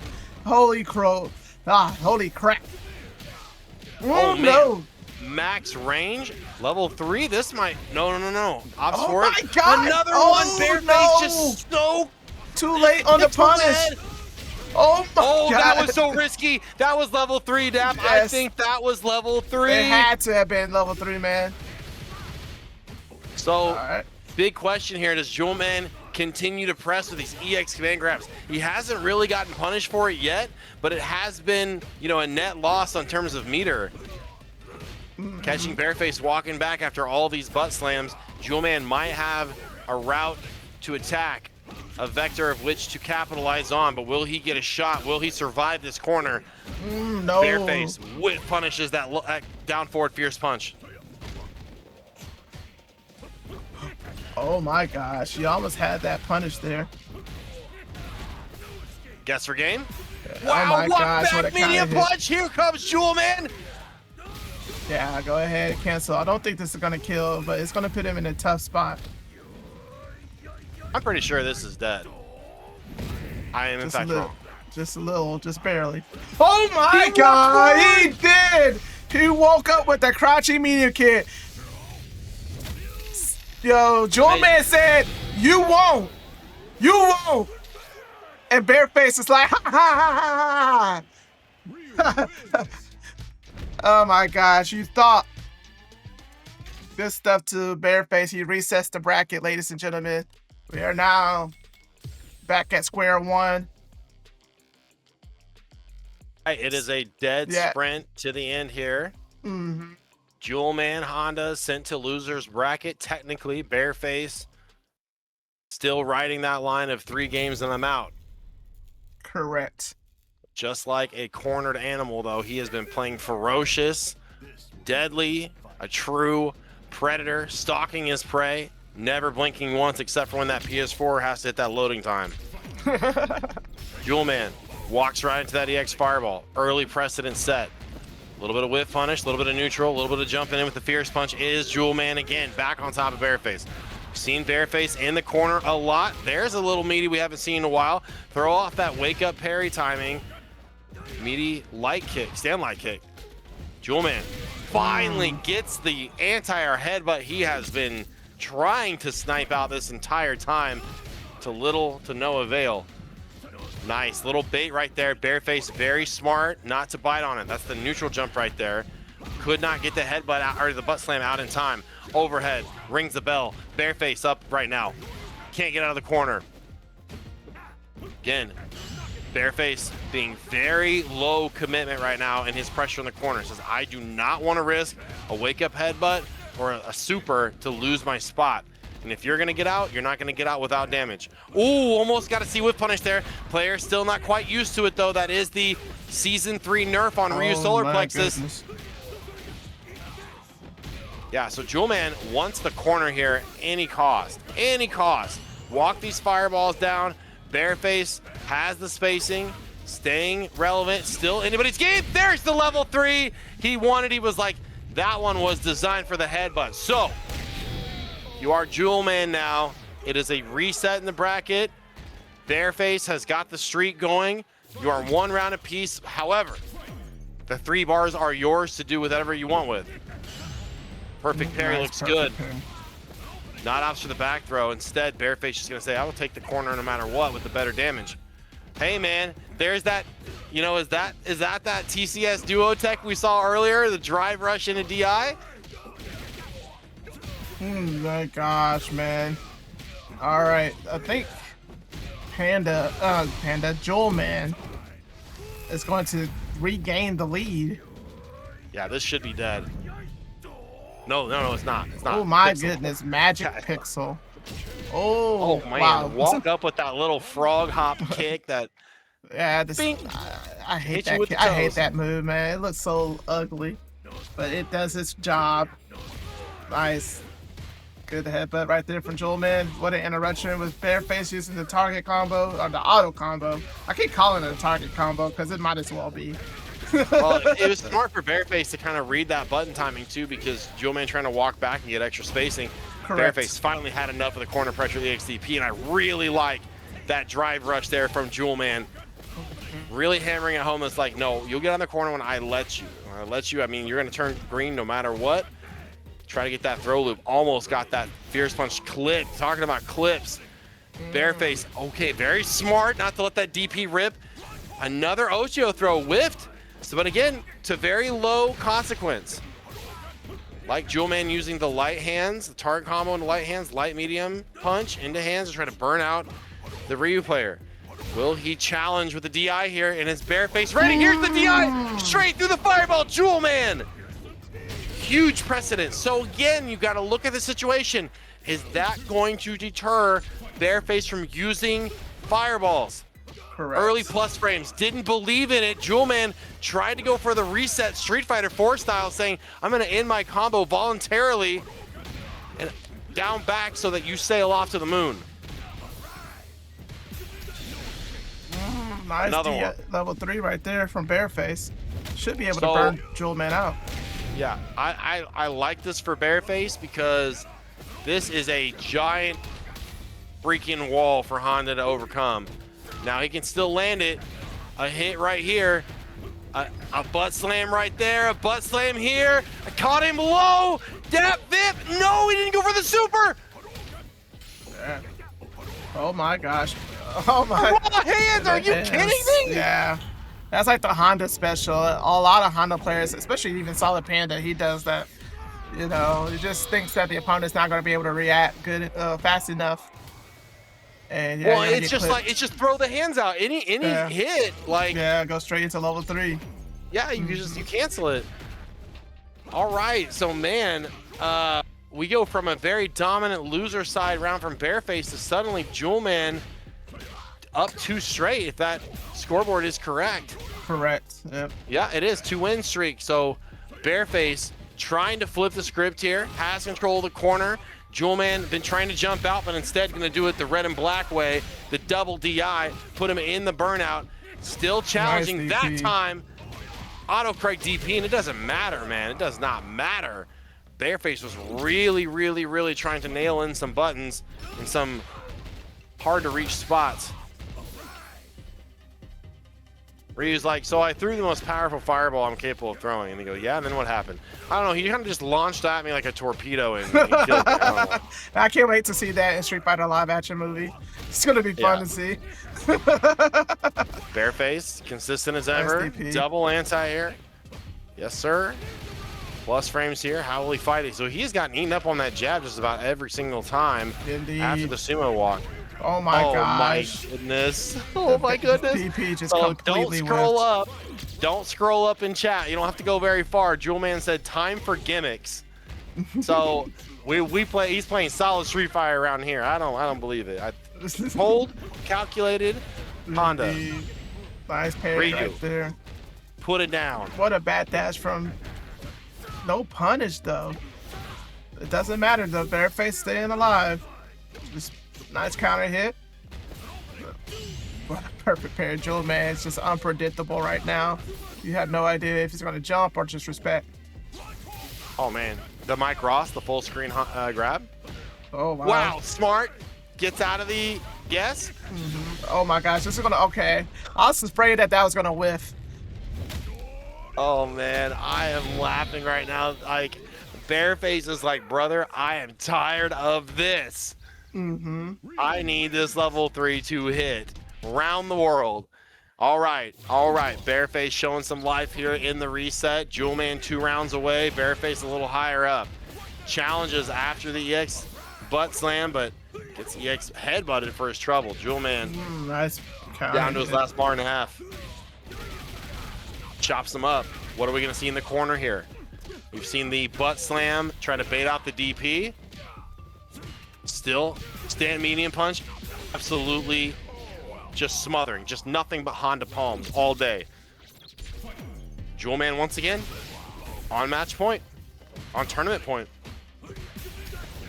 Nice So, parry right there. I say risky jab after -3 because everybody knows what both of these players are capable of doing on block. Correct. Like you are not safe. You are not safe. Bearface, throw loops, DI looks good. This is good momentum for him to stay alive, potentially tie this up 2-2 here in the grand final reset. Jewelman 1 round away. Bearface 1 round away. Jump back into the heavy kick. Nice. Staying call out. alive. Early 35% gone for Jewelman. Finally, Ochio throw on the Kara. Man, the still solo got pressed plexus, pussy. man. I wonder what he pressed. Probably crouch strong. Oh, the follow right there from Jewelman. Oh my goodness. Yeah, the cancel straight into the low controls. Last All shot right. for Jewelman to try to drive it in here again. He's got Bearface in burnout. Yeah. Wake up DI. Whose patience is stronger? Who trusts their Street Fighter? Bearface! EXDP doesn't go far enough! Jewelman will take it the distance! Oh my god. Ladies and gentlemen, this is so crazy. And Holy moly. Bearface was on the verge of bringing it back, and then it just all collapsed. It just all went downhill. And then Jewelman with the GGs and dip. You know he got away with one there, but either way, he still takes it. Good stuff to Jewelman for winning the 13th Dream and Play online tournament. Wow, that was a really incredible set. Robbie, what did you think? Do you have any words? I mean, Oh okay. my gosh. So, Jewelman did have like 2 headbutts earlier in the set that should, in my opinion, should have anti-aired that didn't. Correct. And to be fair, Jewelman did say, Time for gimmicks. Let's go back into the chat, ladies and gentlemen. We can actually pull it up said- here. Let me see if I he can pull said- it up. Oh he no. said time for gimmicks. Correct. Time for gimmicks. What can you say, man? I mean, again, sometimes as hard as a pill it is to swallow, Correct. sometimes you have to just surrender that this is a game of hard reads. Like, there is a very real reality where all those Ochio grabs that Jewelman goes for land, but then all these DPs that got baited out don't get baited out. Correct. So tonight is definitely Jewelman's night, but you got to tip your cap to Bearface playing solid, sticking to his game plan, and staying dangerous as ever. So why don't you let us know what our top 8 is tonight? All Yeah. right, so first place we got Jewelman with the E Honda from Dallas, Texas. Thank you for entering. We got Bearface using the modern Ryu in second place. From St. Louis, we got PickleStein with the JP out there in Oklahoma. Congrats to those top 3. Then on fourth place, we had SolidxPanda from Arkansas walking the E Honda as well. Chad Dudemeister also from Arkansas with the Ryu. DonBingo, Oklahoma, represent. Zangief Chime from Wichita, Kansas, using the Jury. And we have Integra with the Ken out in Texas as well. So that is our top 8, ladies and gentlemen. Thank you guys for tuning in to the stream. Thank y'all for playing and participating in tonight's bracket. We truly appreciate it. Robbie, appreciate you here with the commentary. Thanks And for Quote, having me. thank you for helping running the bracket as Yes, well. please chat, show some love to Quote, managing the Discord, getting those matches on stream, you know, getting matches reported. It is a job that does not get highlighted enough, so please show some love to Quote in the chat if you can. Take it away, Dap. Take it away. Yes, sir. And yeah, no, I don't have anything else that I want to add. Just want to thank you all once more. I mean, I can't really stress enough how much I appreciate you guys' support. I mean, I always question myself, is it worth doing this? And every time I do these on Mondays, you know, I see the entrance that we had like 30 people that entered for tonight's bracket, 29, I believe. And we have people who are watching, tuning into the stream. And it's just another reminder that, yeah, no, this is worth it. People are enjoying it. People are loving it. And, you know, and like you were saying earlier today, Robbie, that, you know, this is good experience for these type of players like Jewelman, PickleStein, Bearface. These are pretty good players, pretty strong. These guys go out to majors, they travel, they compete, and if you guys want to get those type of experiences as well, I mean, this is a perfect spot to get that training. And they go, Daddy, yeah. I recognize that JP. That's PickleStein on Dap stream. And I said, you're right, Chingo, it is. All right, that's all, everybody. Have a good night. Indeed. So yeah, nah, we need to get Chingo back in here, man. Chingo, please come and join us again. I would like to see you play as well. Get Mango Man back in here too. I would love to see Mango Man participate once more, and some other of the KC guys. So yeah, I definitely want to try to get some more of those players in here. Try to see if I get some Georgia players in here as well.